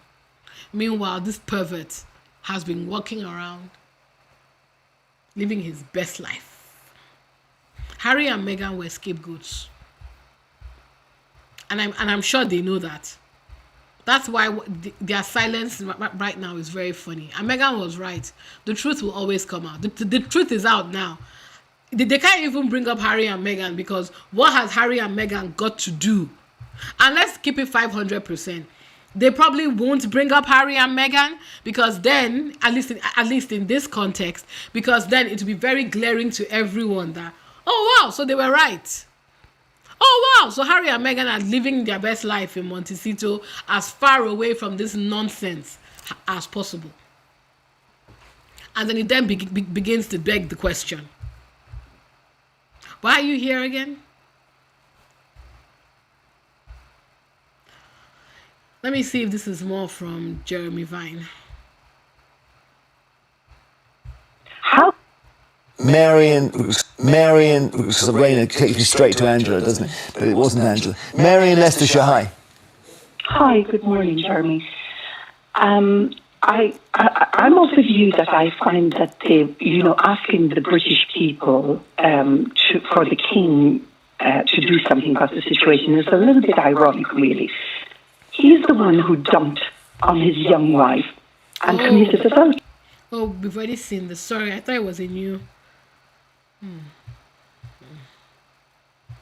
Yeah, sorry, very quickly. This is the reason why I wanted us to watch the Opal Live video. I heard that she dragged everybody here into that video, and Cillian Murphy, the only Irishman I like. I was laughing when I heard it, so I thought it would be funny to make fun of that. Oh yes, and this. I hate this woman so much, but let's listen to what she has to say. The Epstein files, the latest revelations in the 3 million plus dump of documents and photographs, is an out-and-out disaster for Monarchy. All anybody's interested in is Andrew on all fours and otherwise, and the royal response to this disaster. But guess what? We're not going to get a response. Some would say, well, aren't they letting Andrew's move surreptitious in the dead of night away from the massive Royal Lodge to a more modest farmhouse in Sandringham, Norfolk? Aren't they letting that do the talking? Here's his punishment. But for many, it simply isn't enough. For example, our Prime Minister Keir Starmer shooting from the hip last weekend, making it very clear that he felt, in order to be victim-centred, Andrew should testify. And J.D. Vance, over in America, echoed Keir Starmer's thoughts, all of which thoroughly displeased the monarchy. They hadn't been consulted by Keir Starmer, and they don't want Andrew to give evidence. The problem is, we know and they know that Andrew's loose with the truth. The last time he was platformed was on BBC Newsnight in 2019 when interviewed by Emily Maitlis. So they don't want him to give evidence in front of a congressional committee that would expose him to lying under oath and therefore potentially risk him being in prison, because if you lie under oath in America, you end up in the clean. Yeah, that's not the reason. Well, that's part of it. But Andrew has shown that he doesn't have any self-awareness and he's entitled. So he might even say more than was required and get everybody else into trouble. And that's the main reason right here. So Chris Shipwreck, as I call him, with messy ass, was talking about the Queen Elizabeth II mentioned in the Epstein file. ITV finds documents showing the late Queen gave her son full support even after Epstein photos emerged. But she did think his association with the pedophile was unwise. Gee, was it? I've never opened ITV article before in my life, but let me see what they have to say. Don't worry, I won't. Let me see. I'm looking for the specific comment that the Queen made. Let me check. Aha, so this is from 2011, guys. David Stern, which was Andrew's PA.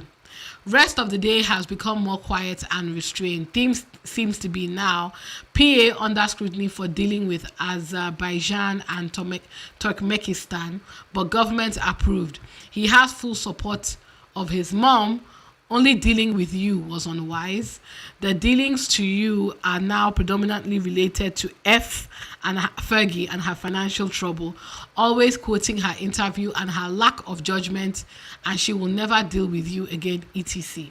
This one's from March 2011. Wow. Okay. But again, not surprising. We all knew. Nothing they are saying here is surprising. All right, yeah.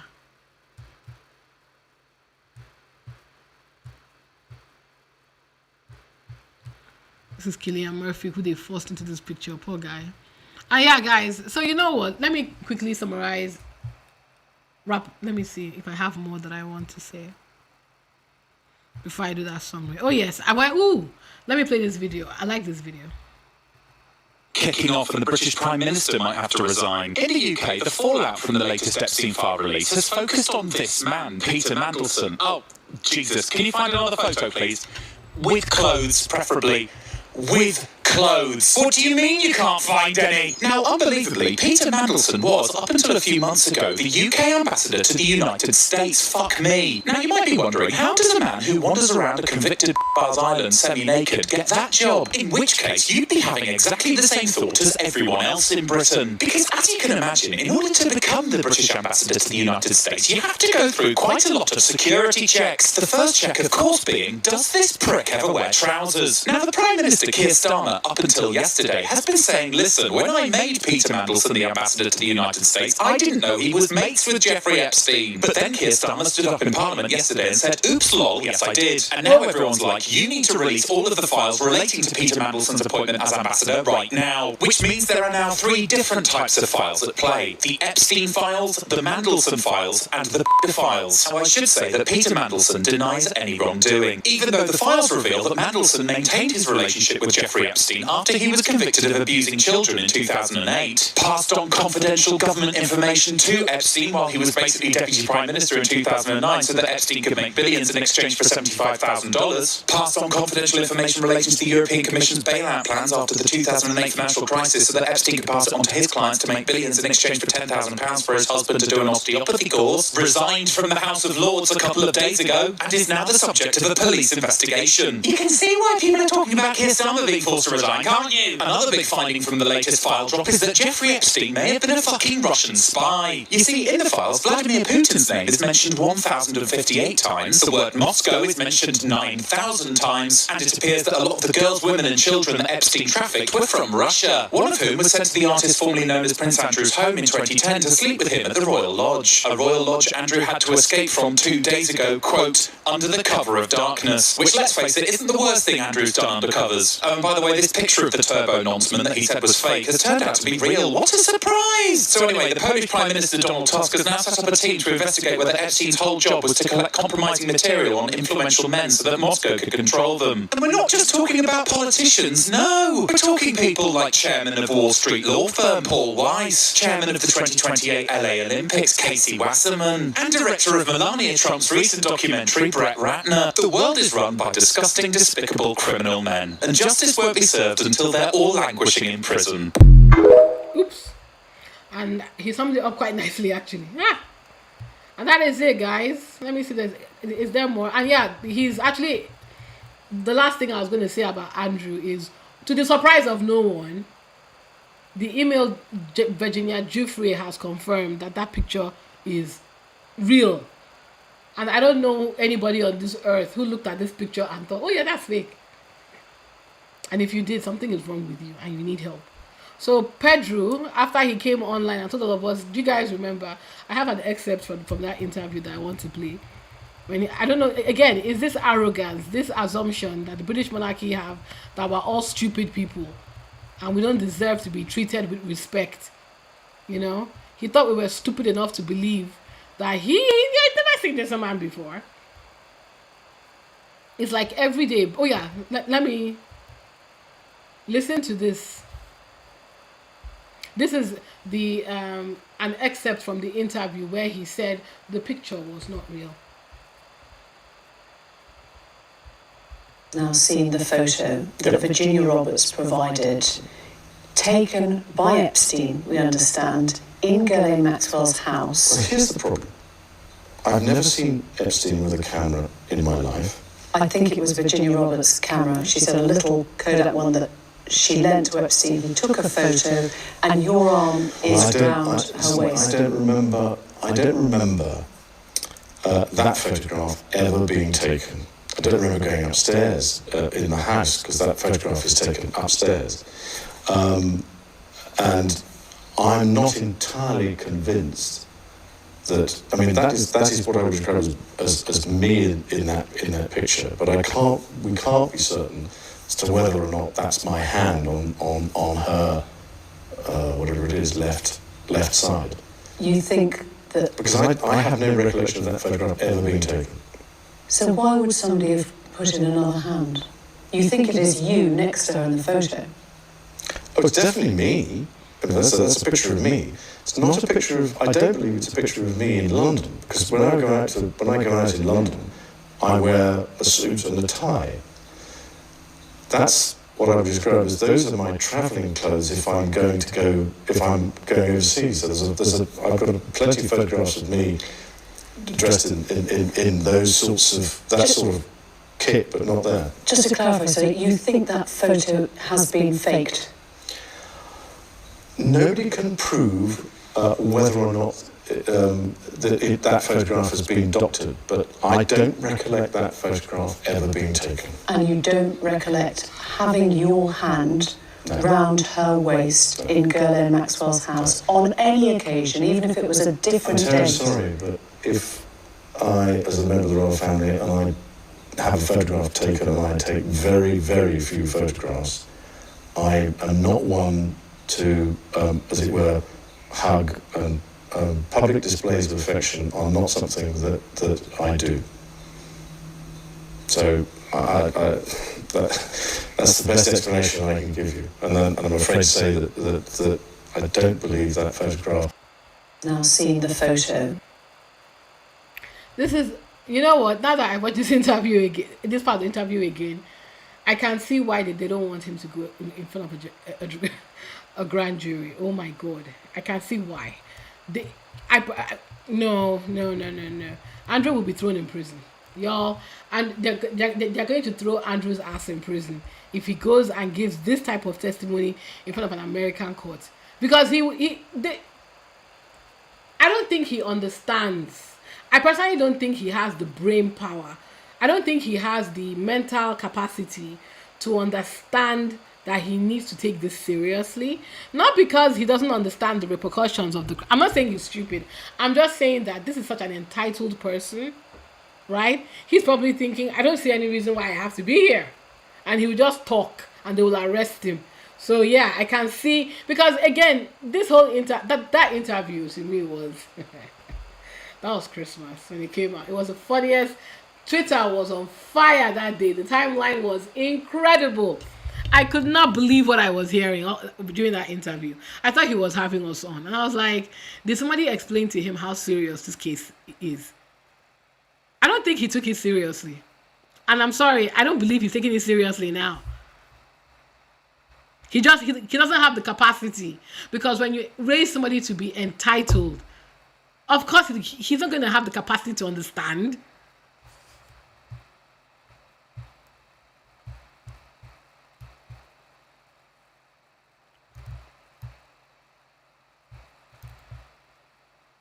I don't have much time to talk about it now.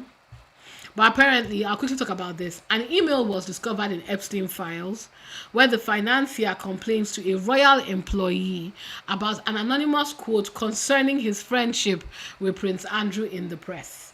And the employee says that he'll take care of it, inadvertently revealing that some sources and friends quoted in stories about the British monarchy are people working for the British monarchy.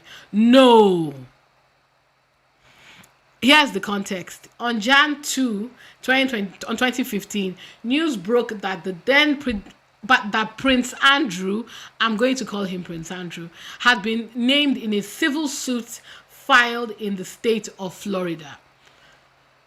The document contained claims that Epstein forced Jane Doe, who was underage at the time, to have sexual relations with Andrew from 1999 to 2002. We found that was Virginia Giuffre. Buckingham Palace released 2 statements in crisis mode.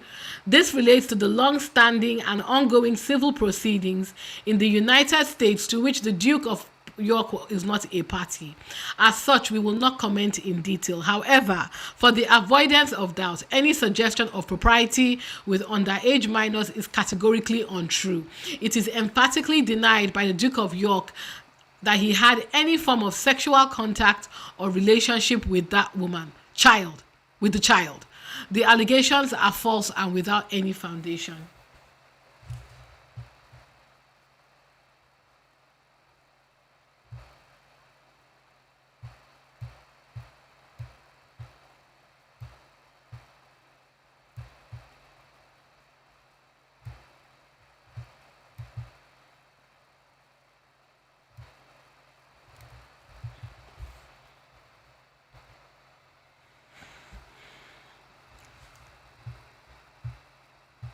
And there's also something very interesting here. Epstein claimed the palace asked him to take legal action in phone hacking scandal. Dun dun dun. Dun dun dun. I thought the palace, and I agree with Zandi, I thought they said that the palace said that they don't get involved in this type of things. But Epstein had a close enough relationship with the British monarchy that they actually told him to take legal action in phone hacking scandal. But Harry holding the press to account is a step too far. Every day, the Epstein files continue to expose the hypocrisy and the, let's keep it 500%, intentional criminality of the British monarchy. And no, the Queen is not spared. The Queen wasn't some baby. She was an adult.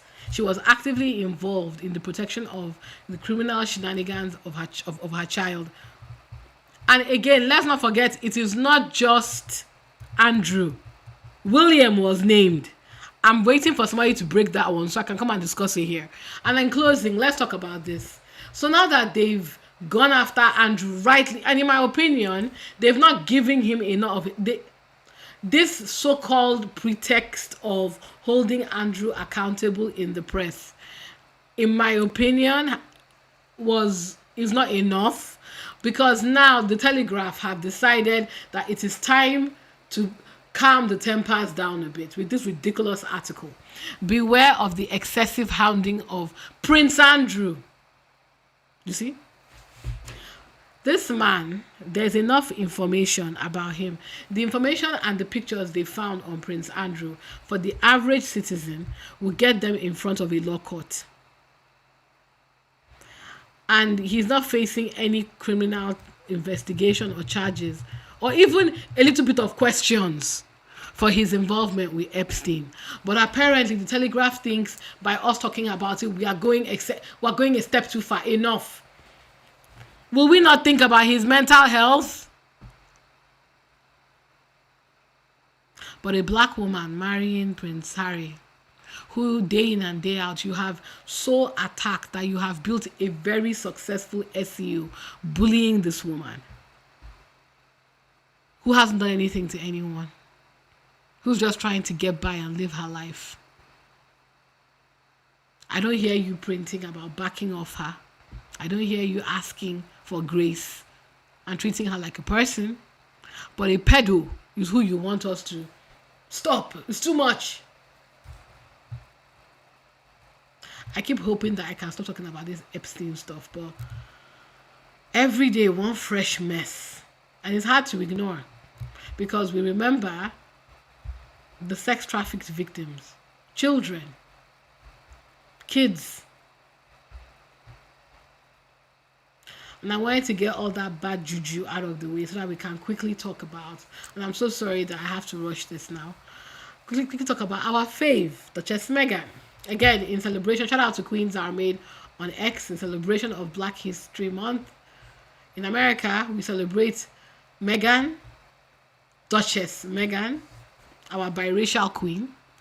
On this day of Black History Month, I celebrate Meghan Sussex Adamazi.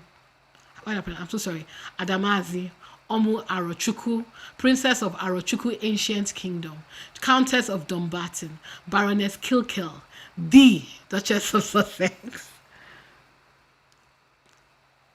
The stone the builder rejected has become the cornerstone, blameless and above reproach. never stepped a foot wrong, is a vision of resilience and focus.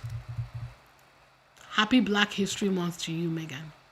And to those of you, all of you Black women all over the world, happy Black History Month.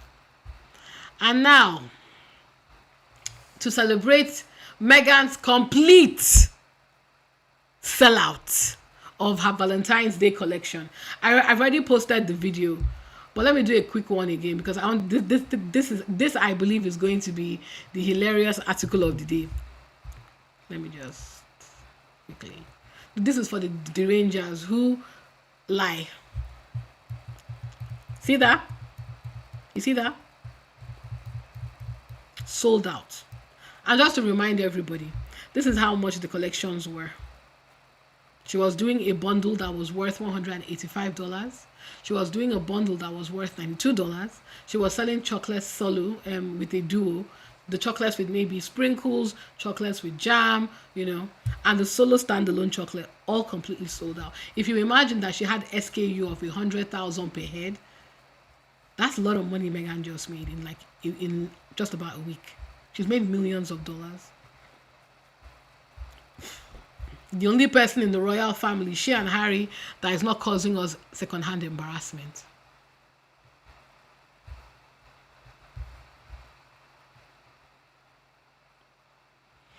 So, of course, our favorite cokehead and drunk, Tom Sykes, because he needs to sell his Substack to the Rangers, have decided he sniffed some lines of cocaine and came up with whatever the hell this is. Shout out to Kaiser. Let's read it together, guys. Let me start. This is Kaiser's part of the article. Duchess Meghan's Instagram story yesterday featuring Meghan hand delivering as ever chocolate bars to her husband Prince Harry in his office. My first thought was, oh, how cute. Like most normal people, I was like, aw. I was too. My second thought was, oh my God, the haters are going to scream, cry, and throw up. That was mine as well. While these people panic and wail over every single thing Harry and Meghan do and say, there's a specific outrage over Meghan's Instagram in particular. One story I still believe is that King Charles was and is so angry about Meghan's Instagram that he had the audacity to ask Harry to order Meghan to stop posting on Instagram whenever the losers are doing something important, like hosting a state victim visit. Anyway, I know that Meghan is better than me, honestly, guys. Anyway. Plus, whenever Meghan posts anything family related, she draws global headlines, and it's usually a top story in the British media too. So I knew that the bitching and complaining was coming, and I actually look forward to see how a deranged mind twisted a wife handling chocolate to her boo, the father of her children, the love of her life, her man, her husband, would drive the Rangers crazy. So like I said, guys, just like Kaiser's celebrity, I was looking forward to Tom Sykes' coke rant. And guys, let's read it together. This is from Tom Sykes. Harry flogs Meghan's chocolate on Instagram. Oh, how the mighty have fallen. I suspect that when Harry left the royal family with his wife, promising she would lead them to a glorious new future of mega box Hollywood deals, flogging chocolate on Instagram wasn't what he had in mind. Yet here we are. In a new video which speaks very eloquently of the depressing gulf between what Harry has and what he threw away. Yes, a royal family now so inundated with a sex trafficking scandal that they get heckled in public. Posted on Meghan's Instagram account, we see Meghan walking into Harry's office with a pack of chocolate. She is the picture of brightness and cheer. Harry seated at his desk, looking sexy, barefoot, tries to look faintly startled. Sure. The depressed looking Maya under the desk, what? Meanwhile, looking like it is, okay, let's ignore. I told you this guy, before he posts, I couldn't help thinking there was a time, not so very long ago, when Harry had access to the finest chocolate in the world. The royal household suppliers included Europe's most venerable chocolatiers, the kind of establishments where chocolate is not a lifestyle statement, but an ancient and perfected craft. I bet they aren't selling out the way Meghan is, though. Now he is reduced to smiling gamely as he is handed American bars, which, and I apologize in advance for any offense caused, most Brits find a bit waxy, designed less to be eaten than to be hashtagged.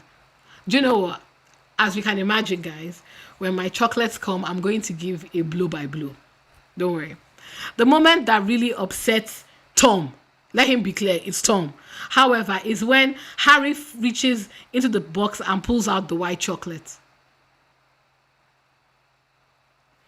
This, in its way, tragically fitting because white chocolate, as chocolate bars often tell one, is not technically speaking chocolate at all.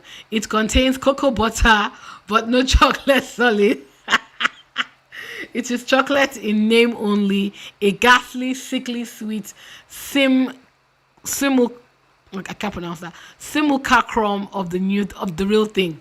One could hardly design a better metaphor for the strange place Harry now occupies, still trading on the buttery residue of royal status while entirely detached from the substance that once gave it meaning. It is hard to overstate how odd this film is. A royal duke who is fifth in line to the throne is flogging candy on Instagram. There is something not just undignified but faintly bewildering about Harry's direct-to-consumer hustle. So I imagine he has a similar soliloquy for the king, because the king is also flogging goods and services to the people. And also, Jesus Christ. Can you imagine having your livelihood depend on people that are not mentally well, that will consume any hateful nonsense you say while you are under the influence of cocaine, and the fact that he had to reach into Venus to put this nonsense together? Tom Sykes, you will not see heaven. From Kaiser, at least one of Sykes' premises is false. Harry is not flogging anything because those 4 bars were already sold out before Meghan even filmed this. This is less flogging and more bragging, yes, about the popularity of as ever special offerings for Valentine's Day. And Meghan is letting y'all know she held back some chocolates for her family. And it's crazy that Sykes is even mentioning Mama Mia. Mia was napping in her father's office. I told you that Sykes is a cokehead, so I don't even know why it's worth this thing. So yeah, Tom Sykes has found a way to make nothing into something. If you haven't seen the video already, this is so cute, by the way.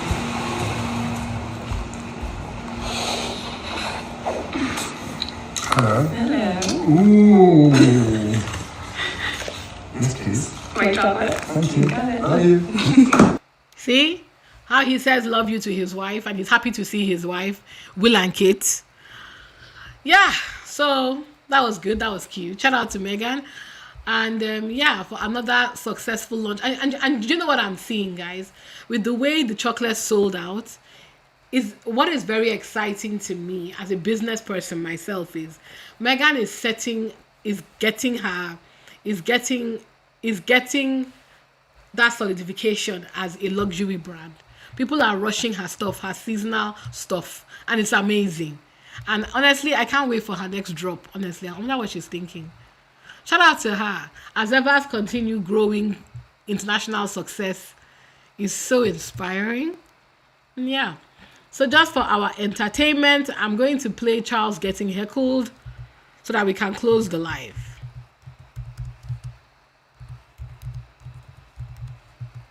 This is great.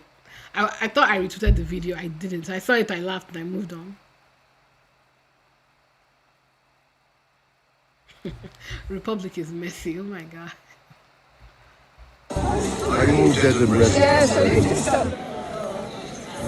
Charles! Are you pressurised to pieces for investigating Andrew? Thank you. If you don't think these people need justice, That's not what we're here to say, then. seriously. Because this is the only way to make it clear to people that Andrew cannot be let off. I love how they quickly ran to say it's a republic. Charles! Are you pressurised to pieces not investigating Andrew? If you don't think these people need justice. That man did nothing wrong. If the monarchy literally take our taxes, we have every right to ask them that type of a question. Good on you, sir. And the police can kiss my ass, frankly. Let me show you Camilla, ladies and gentlemen, the so-called patron of girls and domestic violence, the person that kept quiet and sent her hound dog out to hurt Meghan. Let me play her getting heckled, because that was particularly hilarious to me. Cow. The Epstein investigation. Do you have a... Good morning, Your Majesty. Good morning. Will the royal family help the Epstein investigation? Do you have a message for Epstein's victims, Your Majesty?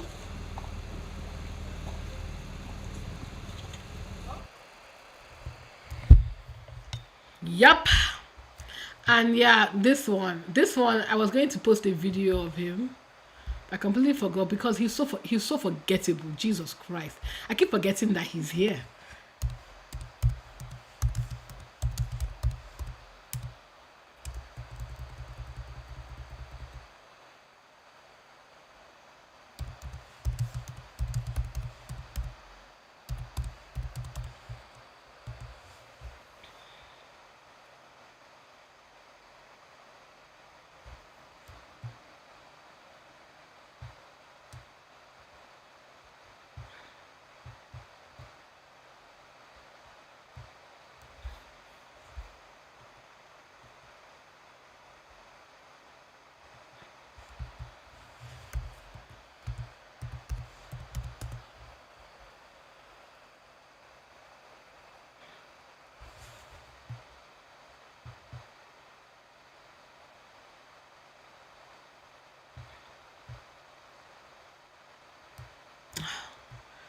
Guys. Oh, Epstein is also, huh?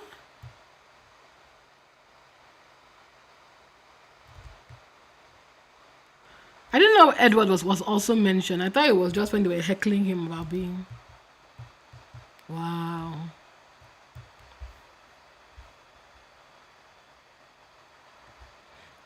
Epstein is also in the... Prince Edward is also in the file, guys. Bloody hell. So this is the excerpt. The filing comes after the former Palm Beach resident is making headlines in Great Britain for hobnobbing with Prince Edward, who got him clearances to land his private plane at a military base in 2000. Wow. Let me see what they're accusing Edward of.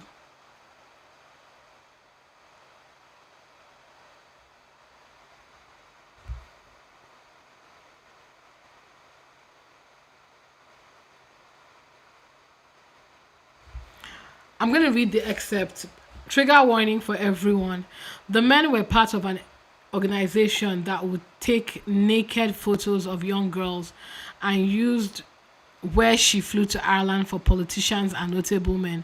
They would have sex with the young victims, and she was taken from Ireland and brought to Jeffrey Epstein Island when she was 13 years old, and reported that she was there when Prince Edward was there and when Tony Hawk got married on the island.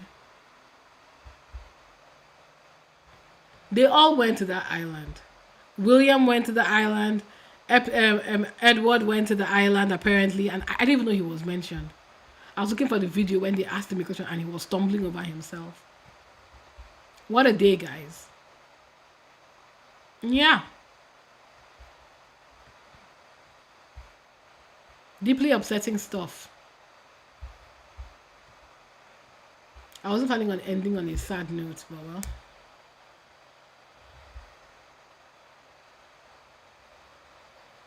Yeah. I didn't even know Edward was there. It's very humbling. So I guess in closing, I'll say this. This Epstein file, The Queen's grandson, of course he was.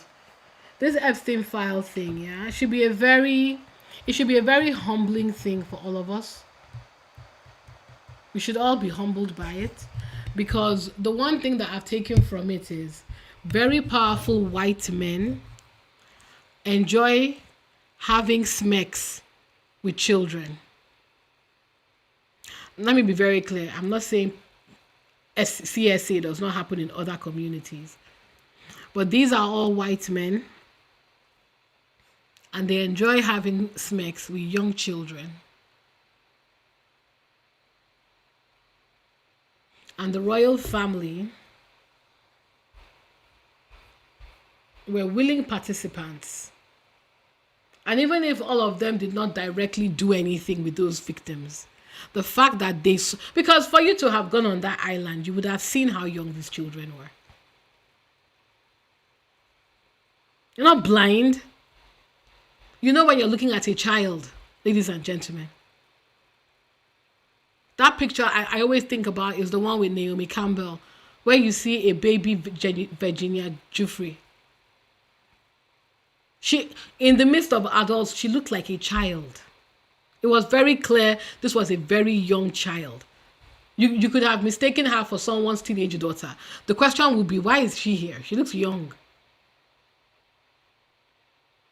And I think it just goes to the question of how many people saw something but didn't say a word because they didn't want to get involved. How many people saw something and didn't, even if it was just to anonymously call the police that, look, there are kids here. Epstein was rich. He had staff. He had cooks, cleaners, people that, his secretaries. They all knew what was going on. No one said a word. And that's just how they say, when they say power corrupts people. You're getting paid thousands of dollars. So you turn the other way, you look the other way, while somebody hurts a child.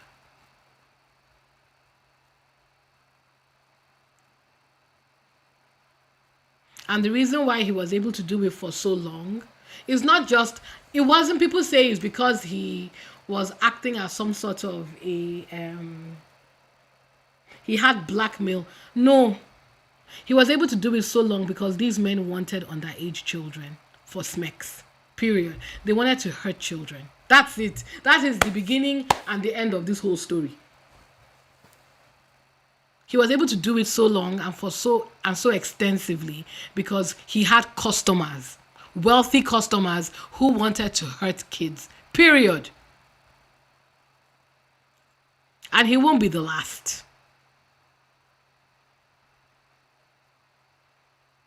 And while we as a people, let's keep it 500%, we are not as rich as the Epsteins. We can't take long vacations. We can't buy an island and commit debauchery there.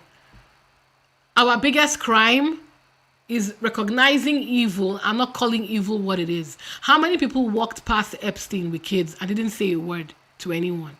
They didn't call the police. They didn't report it to someone. How many people kept quiet?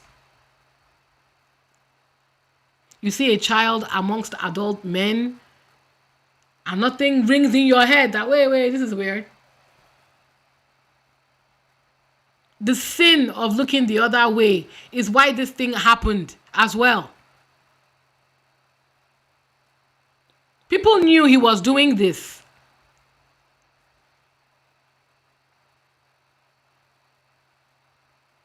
Now they are saying things like, to make Andrew a Prince Andrew a pitiful image in the press.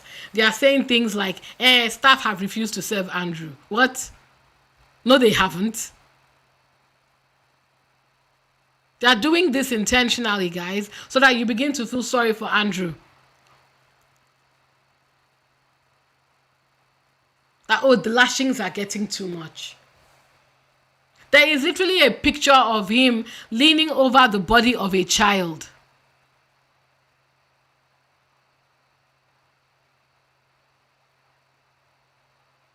He assaulted Virginia Giuffre. God knows who else.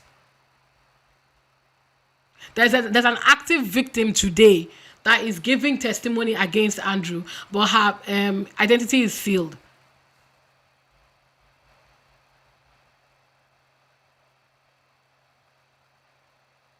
And that's why they kept on pushing Andrew and Bill Gates and Bill Clinton, so that you don't read the files and see who else was up in here. Elon, Peter Mendelsohn, Trump, Putin, Prince Edward, Prince William, all of them in that file. And those are the ones that they've released. The remaining 3 million, uncle.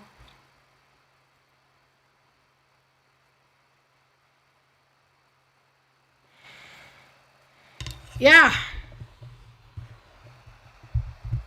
I'm sorry to end on this note, but we should talk about, but my heart goes out to every victim of abuse. When we take away the salacious nature of the whole thing, there are real victims here whose lives were permanently changed by how they were treated. And I hope wherever they are, they have peace. I hope many of them have not had to clear the noise in their head by taking their own life, like Virginia Giuffre. I hope wherever you are, if you're listening, if you're not listening, I hope you find peace. I hope you find joy. And I hope something in your life gives you rest in your soul. And for everybody that was named in that file, that knew what was going on and looked the other way, they didn't call the police, they didn't try and give these people relief, your karma is coming.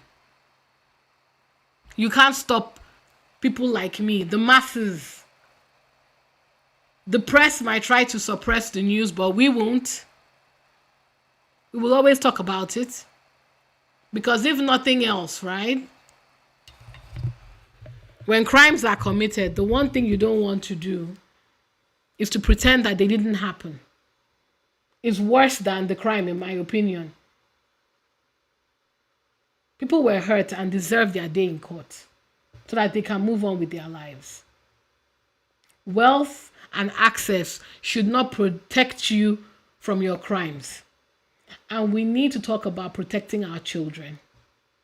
Because rich men have showed time and time again, with the opportunity and the space, they will hurt kids. They will hurt women. And they will hurt boys and men. And we know this. So yeah.